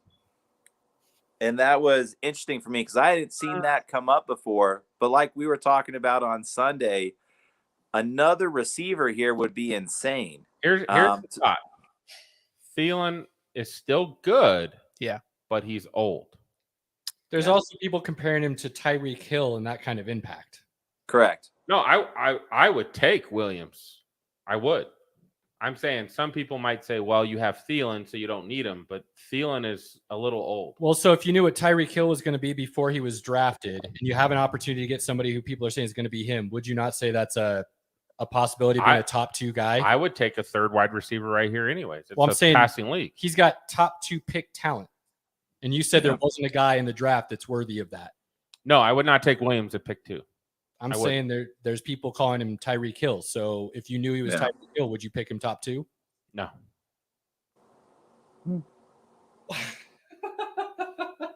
Wide receivers don't go at pick 2, bro. They just don't. Jameis Williams.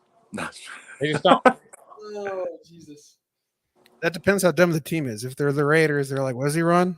4.2? Yeah.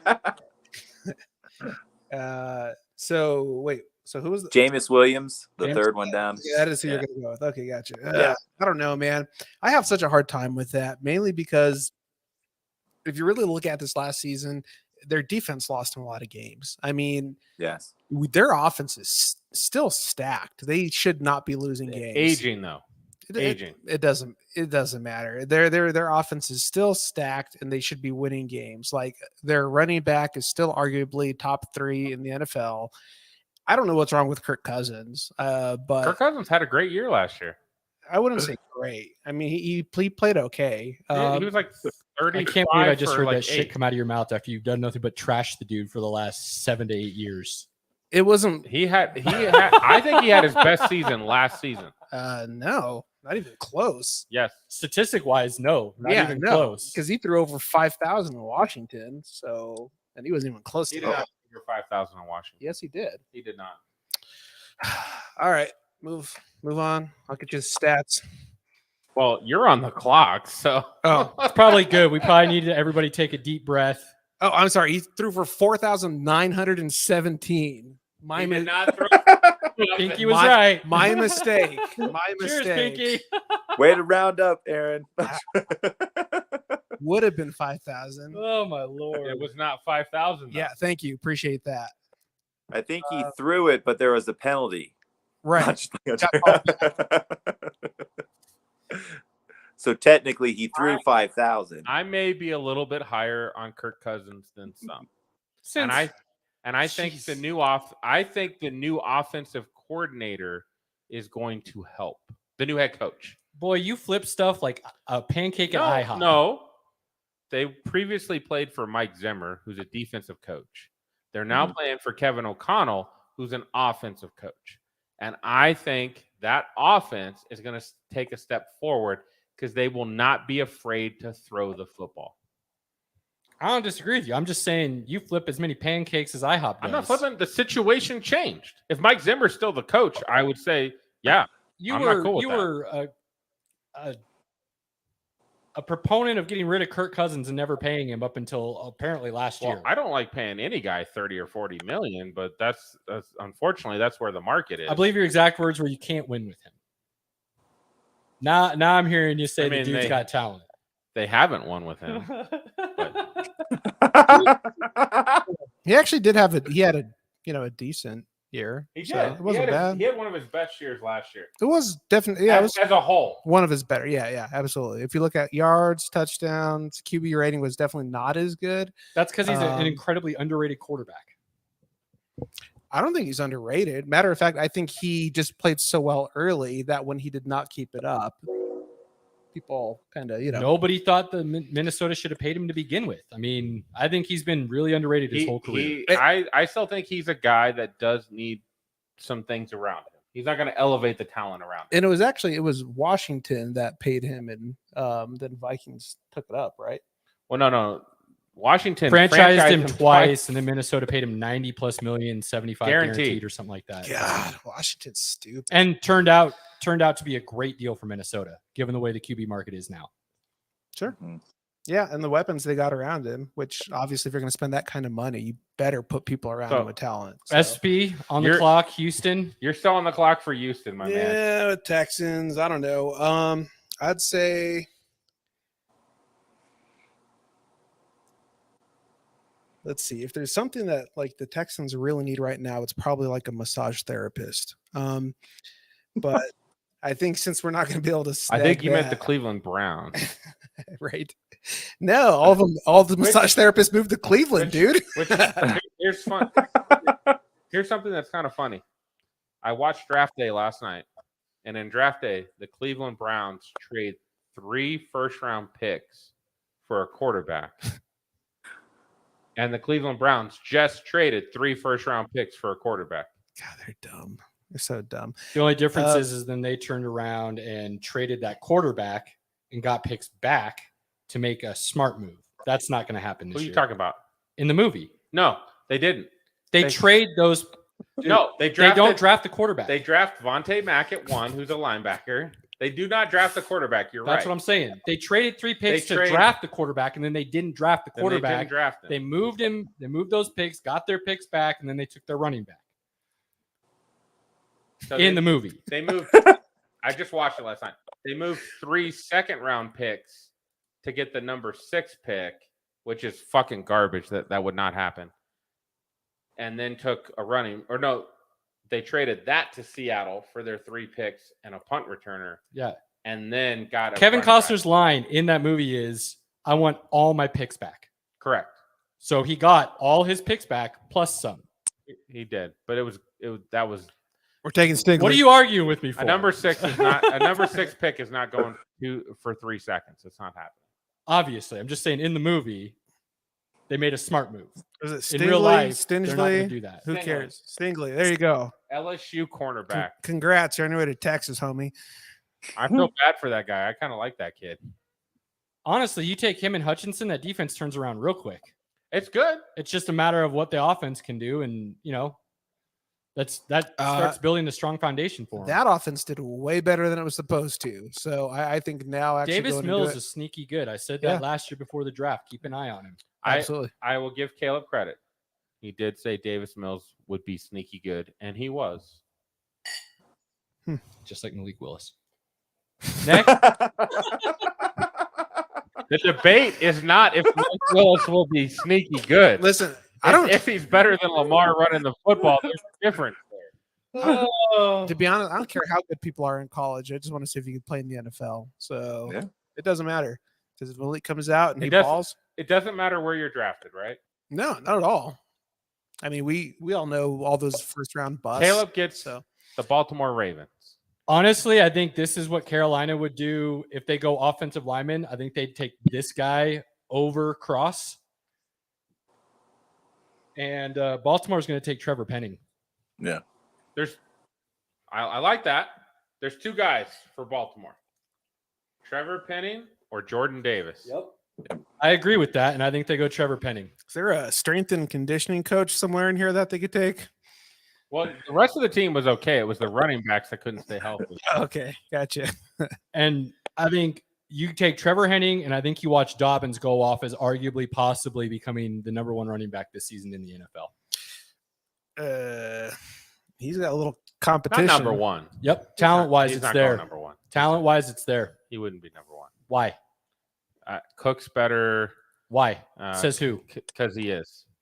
That offense is better than what. Oh, okay. Never mind. I misunderstood you. I thought you were saying generally like the number one running back in the NFL. I'm like, I don't know what you're smoking, dude, but cool. Let's move on. He's going to step onto the scene this year, and he might come out at the end of the season as the number one running back in the NFL. Oh, that is what you're saying. Okay. Yes, Dobbins is that good. All right. Not a chance. I'll assume, How can you say? I will assume you had a Moving stroke, on. and then we're just gonna. move Number on. one running back in the NFL. I don't think there's a chance. Why is there not a chance? Top five? Sure. It has nothing to do with him. It's who he's competing against. I think that's what the The problem best running is. back on that team is Lamar Jackson. So And Dobbins could easily run for 15 to 1,700 yards and 18 touchdowns next year. I think easily is a bit of a stretch, but Why? huh? I told you when he came out, I think he's got more talent than Zeke. And he's going to run for the number one rushing offense in the league. Last I checked, the dude couldn't run in practice without getting hurt. So, anyways, whose pick? it's the Eagles, and my pick, All right. Jordan Davis. Lock it up. Yeah, that's solid for them. I love that dude. Well, and especially with Trevor Penning going off the board there, they can add to that defensive line, and that'd be solid. So and the Eagles have another pick coming up, and I do think the Saints or the Chargers would consider him. So go ahead and take him. Heard. God, I wish I could see the chat right now. Andy, New Orleans for you, my man. I would say right now they're going to go wide receiver at this point, and I'd say since Garrett Wilson's off the board, it'd be Olave. Yep, they need somebody to throw the Big ball. play. I don't think MT is going to be it anymore. Is Olave more of a deep threat? He's an everything threat. Yeah, he's a big playmaker. Once the ball gets in his hands, he makes plays. He can go down the field. I've said he's this year's Justin Jefferson. If he's a good, I don't know anything about him, but if he's a good deep route runner, then he's going to mesh well in that system. So He glides, SP. He glides when he's running. nice. Call him KY. Is that his nickname? All right, Aaron, you're up with the Chargers, my man. Chargers, huh? Oh, this guy, he's good. He's a clever You know what? SOB. Hold on, before you draft for the Chargers, Yeah. if you were on Twitter, Yeah. you need to be following the number one Chargers fan that I know, a girl with no face. A girl with no face. Huh, okay. For anyone under the age of 18, that is very NSFW. I'm sure all the kids these days know what that is. So if you're going to go look at that, make sure your parents are not around you. If you're above 13, you will appreciate that. Oh, my God. Cheeky. That's an interesting age group. 13, 8. I have a 6-year-old son. I have advised him he should follow her on Twitter. Oh, jeez. Well, we just got canceled. Nobody's canceling this, my friend. Not yet, but soon enough. God, man, I don't understand the Chargers. I don't understand how they lose. You know what I mean? Like they, on paper, they are such a good team, and then they go out there and they just suck. Well, more or less, just like give games away. So I don't know, man. I think for them, dude, like last year, everybody was like, "Oh, they're a playoff team," and they didn't make the playoffs. right?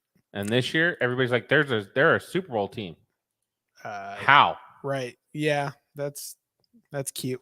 Honestly, I just know that they need help generally when it comes to defense. That first dude on the board then would be your guy. Yeah. That's kind of what I was thinking. But I can't see it. So I don't You're know. a big fan of this guy, Florida State. Jermaine Jermaine Johnson. Johnson. Yeah. Imagine if they snagged him. That defense would just look even With more Bosa, scary. Mack, and Jermaine Johnson, yeah, that's pretty good. Yeah, I think that's where we're going to go with There you that go. one. I don't hate that pick at all. Now, if Davis, Penning, and those 3 wide receivers are off the board, I could see them trading back if somebody wants to trade it. If they have a partner. Depends on how much they'd have to trade back, I think. But yeah, I could see that happening for sure. So Jermaine Johnson it is. Yep. Eagles Like on the it. clock. Eagles and Caleb is on the clock. I think they only have one choice here, in my opinion.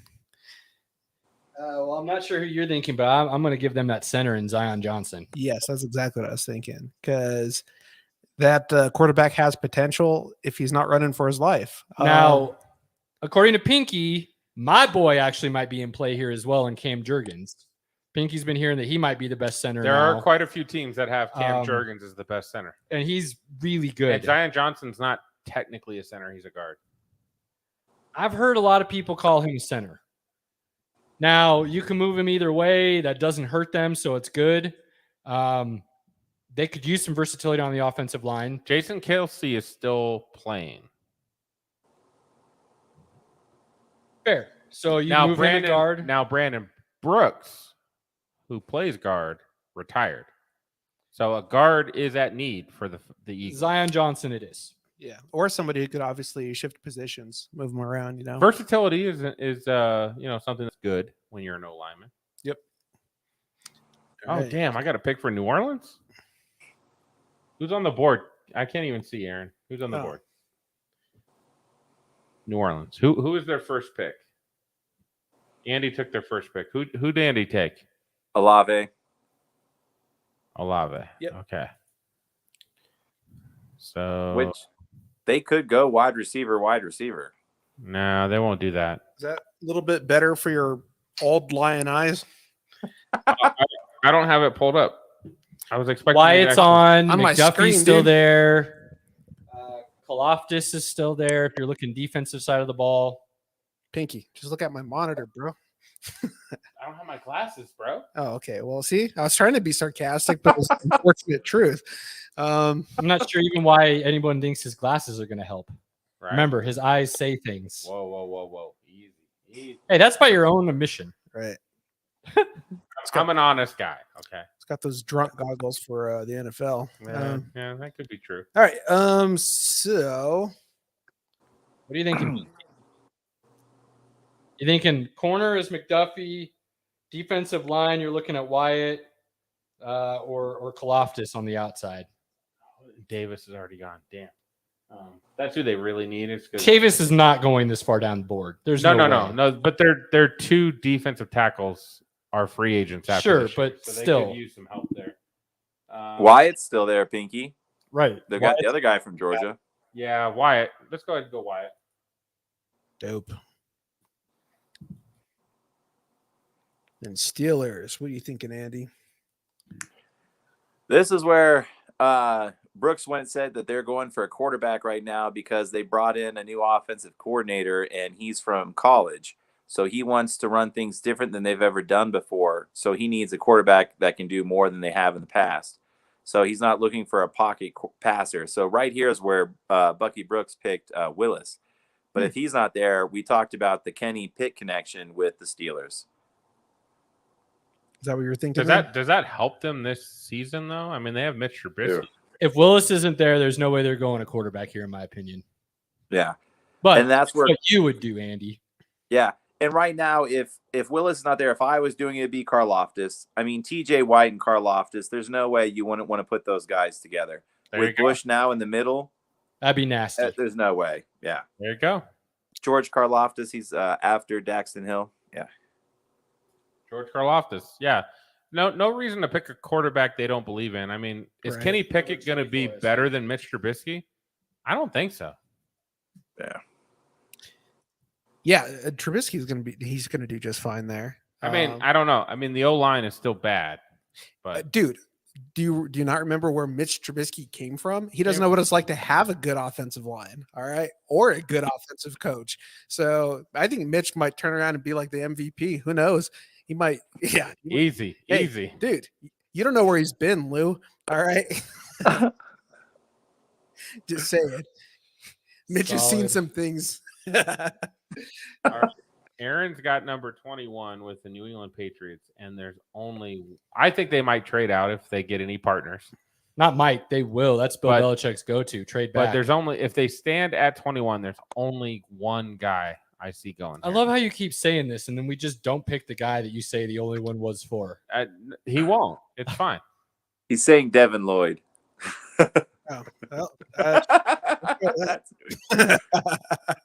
Now that they're going with Mac Wilson, and they just brought him back in, another Bama linebacker that they love. They don't have Mac Wilson. Cleveland's got Mac Wilson. Who did they trade? They just traded middle linebackers. They swapped him. They traded the white guy they got last year. Winovich? Yeah, Winovich got traded. Mac Wilson, they did. Yeah. They traded Winovich for him. Correct. Cheers, Andy. Yeah. He likes He's such don't trust my memory. Somebody should fact check that. Hey, grab Traylon Burks and let's keep moving. Okay. Ooh, Traylon would be. grab who you want to grab, Aaron. This is my pick. Yeah, it's your pick. Oh, is it? For the Pats, your favorite team. Oh my God, I hate this team. He's gonna scroll down. I and get thought he some already third got Hill round. ready for the Pats. We're on the Packers now. That's my Yeah, pick. we're on the Traylon Packers. Burks, and let's move along. Yeah, that's Oh, exactly dude, I'm exactly what I happened. can't see it. I'm on the list. So Traylon Burks, keep it moving. All right. Pick number 23. Cardinals. Yeah, Cardinals. Man, there's so much that the Cardinals could do. Trent McDuffie. I mean, yeah. Duffy, Cardinals. Moving on. That's an easy one. That's an easy Is one. this back to SP now? Yeah. It is at Dallas. And then you're gonna let Andy pick again? No. Never Okay. again. Oh, Never again. so you're gonna have to wait a minute. I know you were mixing it up a little bit. At the I end of see the what draft, you did because you know what I'm about to do. There's You know what I'm about to do. SP, who's Dallas taking? All right, I 'Cause know- next pick's locked in already. I know what we need. I just don't know if either of these guys necessarily fit the bill. But what we need is obviously a safety that's really good at zone coverage. And I don't know if either of them are going to be like Hill or was that Sine? Hill's Fine. underrated. Hill's underrated. Michigan's defense was Hill's gangbusters at last this year. moment not underrated. He is talked about as he. Well, I mean, it'd be perfect fit here, I think. So if you want a For safety, Hill? that'd be the dude, SP. That's exactly what we need. Because here's the thing: Trayvon Diggs all of a sudden not gonna start being conservative. He's still gonna be the ball hawk. He's still gonna try to cut routes. So what you need to do is you need to get somebody who has just as good of play recognition to play over the top, so he doesn't get burnt for 1,000+ yards and 6 touchdowns. So I think if they can do that, then they can be a little bit more aggressive on defense, which is exactly what our coordinator wants to do. So There you go. This is an easy pick for me, and I'll be amazed if Buffalo does anything different because this is the only piece I think they need to get them over the edge. Go find a guy named Breece Hall, running back, Iowa State. Yeah. Boom. how far do I got to go down? Okay. I'm not. He's the first. You He'll know, I be was- one of the first running backs. Nice. Breece Hall, Buffalo. Yeah. Moving on. Now, I do think, and I fully believe this, if Carolina will be willing to move McCaffrey for a first, Buffalo should give them that first immediately and grab Christian McCaffrey. Agreed. That'd be insane. Another agree. I don't think they'd do that, but I think Carolina would do that in a heartbeat, to be honest with you. okay. If they do that, then To they're get out of that contract. then they're actually dumber and than I they're thought. and they're So, rebuilding. Like McCaffrey. Carolina doesn't need him. Yeah, McCaffrey doesn't need him. They're rebuilding. They would need to draft another running back, but I mean, that's true. You can get them later. You've got Chuba Hubbard, who if looked if serviceable last Buffalo year. were to give them a first, then Carolina could draft Breece Hall. It'd be good. Yeah. I think Carolina should do that. They have Chuba Hubbard. They need holes all over the place to be filled. Running back is not one of them. Yeah. I wouldn't- And if I I'm wouldn't Buffalo, I bother. do that deal in a heartbeat. But because I don't know if that will happen, Breece Hall is getting picked here by Buffalo, and they're Aaron, moving along. What's the best O lineman on the board here? Looks like we have Kenyon Green. Done. He's a guard. Yeah. Tennessee Titans, Kenyon Green.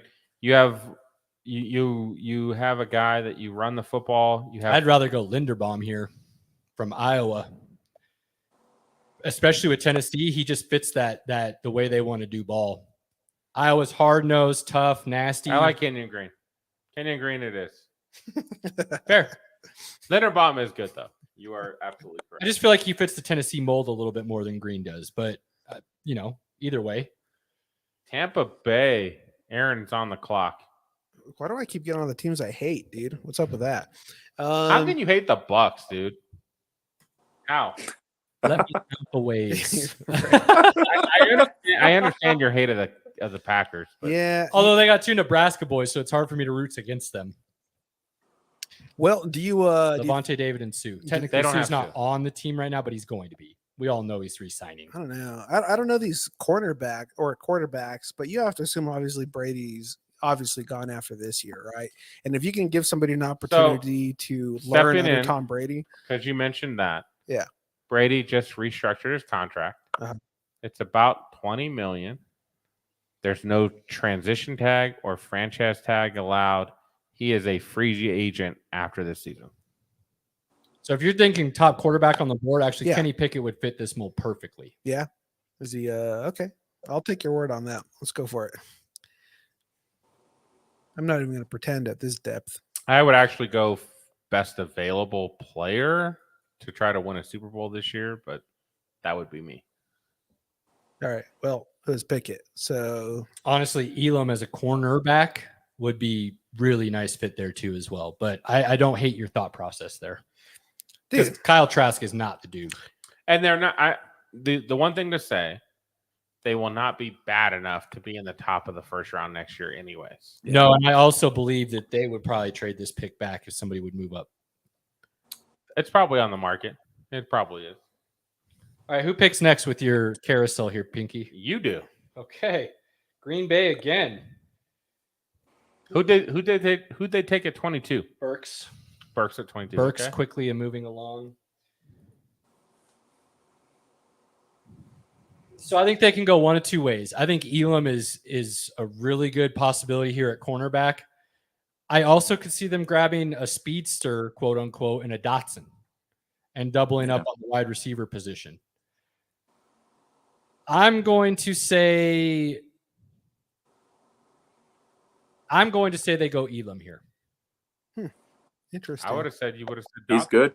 Yeah, especially with Rodgers not having much to work with. I think so. they're going to run the ball a little more. I think Burks gives them a really great option with what they kind of already have.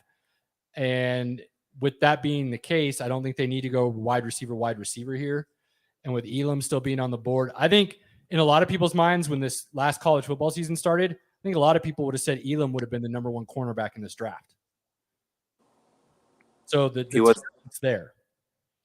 Before Andy drafts back-to-back, I just want to throw it out there. Bleacher Report had the Chiefs were calling around to move up in the draft. Yeah. So if they don't do that, Andy, and if they do that, I have a feeling you're going to cry because they're probably going to. Correct. Yeah. So what would you do back-to-back here, Andy? So wait, you are taking Elam then? Yeah, Elam. Okay, gotcha. Elam. There's been some interesting changes here with who drops. There was the opinion came through books that they would stay defense heavy in this first round because the wide receivers at this point, it's now picking and choosing who you want and who would fit. And they still So have at this 2 seconds as well. Yep, correct. And then And 2/3, I've 2/4. I've given him 2 names that he could easily grab in the second round who I think perfect fits for you guys. And also, I think- nobody trusts the Chiefs to draft wide receivers, anyways. Hey, Johnny Baldwin had a chance until he broke his hand punching his own player. All right, that was Right? it's Yeah. just a bad run of events. Yeah, keep telling yourself that. buddy. Go pour another glass. Yeah, exactly. But right here, which would be fun is we got mocked Boye Mafe. And the reason they mocked him to us is I love that. that he has, as of now, he has the fastest get off of all the pass rushers. So they say his first step is what would give him the advantage. Chiefs have never had that since Derek Thomas. So I would say Boye Mafe with the first pick. And then the second pick would be Andrew Booth. Booth, huh? You don't think they'd look at Ajabo? Well, I mean, for me personally, Ajabo would be amazing because we would have our young core, But this is where if the Chiefs were to trade up, I would be okay with us trading up in the second, because right now I don't think the Bengals or whether we got Bengals and Lions, I don't think either of them are going to take Ajabo. So if we traded, a second and a third to get up and get Ajabo, that would be a dream, right? If we got Boye Mafe, Andrew Booth, and Ajabo, right there, the draft's over. We're good. The rest of the picks, we can just, fucking pick punters. But it would be amazing. Those three guys would change our defense in a way that I'd be a bit of God, we haven't had that. No doubt. Wait, aren't the Chiefs normally done after 3 picks anyways? Hey, we got L'Jarius Sneed in the 5th. All right, we got Tyreek later too. So, but that was he got dropped due to personal. They don't do well with their early picks, but they get later in the draft. Yeah. They seem to be finally figuring. We get lucky. Yeah. So yeah, our first round picks have been bad. But yeah, that's where the best, except for last year, his draft was actually pretty good. Yeah. All right. Chiefs draft last year, I can't talk trash. A lot of people think they need to be looking at wide receiver, but with the top names off, we'll keep to ourselves those 2 wide receivers that I think you guys should take in the second. Oh yeah, and that's out for that. And my fear is Andy Reid always believes he can scheme anything, and that's where I think he may let certain wide receiver talent fall, because he believes he can scheme anyone open. He may believe, which would be sad, that Juju and MVS have already fixed our whole wide receiver core and everything's fine. That would scare me very deeply. But Andy Reid's Andy Reid. He believes that stuff all the time. So I think our running back game got better. Our O-line is better run blocking than pass blocking. And Mahomes is going to make receivers look better than they are. So I think Andy Reid's going to weigh on that. I just don't like the idea, instead of giving our franchise quarterback what he needs to be great, we asked him to be great so it covers our needs. And that just scares me, because we'll waste the once-in-a-lifetime chance of having a quarterback like this. We'll just be average. Yeah. Pinky, who takes these last 2 picks? I've got Cincy, and you've got Detroit. Ooh, all right. Who's Cincy taking? Shit, who's on the board, Caleb? Oh, jeez. Or Aaron, who's on the board? For what position? What do you think Cincy needs? They got cornerback, cornerback, safety, D-line, safety. Yeah. And this is what you're talking about too. Imagine if Ajabe falls this deep, the Bengals defense getting Ajabe would be just nuts. Ajabe or Winfrey, I think, is where they would go. Ajabe. Ooh, I like Winfrey. Yeah. Line it up. Ajabe. But that would be scary, because they don't technically need him till the end of the year. Now, if Detroit keeps this pick, I think they go quarterback, because it gives you the 5th-year option. I think they'll trade out, though. I agree. I don't think they keep it. They have 34. I think somebody else will move up to get this pick and take a quarterback with the 5th-round option, or somebody else like a Winfrey if he's still available. But if they keep it, I'm torn between if they would rather have Ritter or Coral. I like Ritter. Ritter is more of the proven leader. Coral's got some history where people are questioning his leadership capabilities. I think Coral is the more upside. I think he's got a little bit more possible talent, movement, things of that nature. But Ritter, to me, just seems like the kind of guy who is going to succeed at the next level, and somebody's going to get a steal on him. What he did at Cincinnati is actually pretty incredible if you go back and look at it. Yeah. So I think they do take Ritter here in our mock. Well, if you think about it, none of the Cincinnati offensive players are getting drafted. The Cincinnati defensive players are getting drafted. Their offense is really underrated. And they've got a wide receiver who I think will go late 2nd round. And I think Ritter goes here to the Lions. Well, it probably gets traded, but if they had to stand and take a quarterback, I like Ritter. I do. SB, find a way to take a snapshot of that, and we'll post it on the Facebook page, and people can go back and watch and listen and pick apart all the hell our decisions here. Okay. Yeah. But on that note, Pinky, cheers. Cheers, buddy. 2nd annual SNW mock draft. Andy, appreciate you joining us, sir. Always a pleasure. Heck yeah. Always glad to be here, guys. I was just trying to look up. We miss you, Zach. We miss you. I don't even think he listens anymore. He doesn't. But Pinky, you have fun at that draft, and let's see how much stuff you got right. So. Yeah. Final takes. Anything? I'm just gonna say, Pinky, Andy, you boys have a wonderful time out in Vegas. Oh, yeah. we are gonna have a really good time. Yeah, it's gonna be a blast. He's gonna randomly go up and talk to every single fan of a fan base that he can. Do it, Andy. Make conversation. He will. He will. Don't worry. On that It'll note, be- Andy, go ahead. No, I said it's gonna be a great time. But guys, this is amazing. And for a Chiefs fan, you want to talk about a gift from God.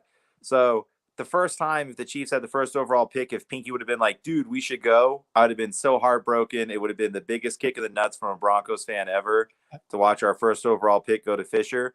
But this time, when we set this up, the Chiefs didn't have many picks. We're notorious for blowing the first round. It's true. But after the Hill trade, oh my God, we have 12 picks. You got something So to look there's- forward to. They're tied with Yes. Jacksonville for the most picks in the draft. Got It's something to look forward to. insane. So the first time I ever get to go, the Chiefs have a chance to fix everything, which now, me being a hope monster guy really sets me up for potential failure. And I think being in Vegas is just a safe, comforting place that if I do get depressed, it'll be okay. Absolutely. Andy, we'll be too drunk to worry about that. Absolutely. That's what he's saying. I also So one want way or the other, he's going to be okay. and I also want to note that absolutely nobody ever has called Vegas a safe, comforting place. Well, it is if you're looking to drown sorrows. I think that's what he's saying. I don't even think for that, but That's I as don't you know, make Aaron. people be out I've met a lot of Coke dealers. They like Vegas. that's true. Yeah. On that note, Man, I don't even know if our heart can take Go. Coke, Andy. go spend time with your loved ones, hang out with your family and friends, cherish those moments you have. Until next time, we're out. Vegas.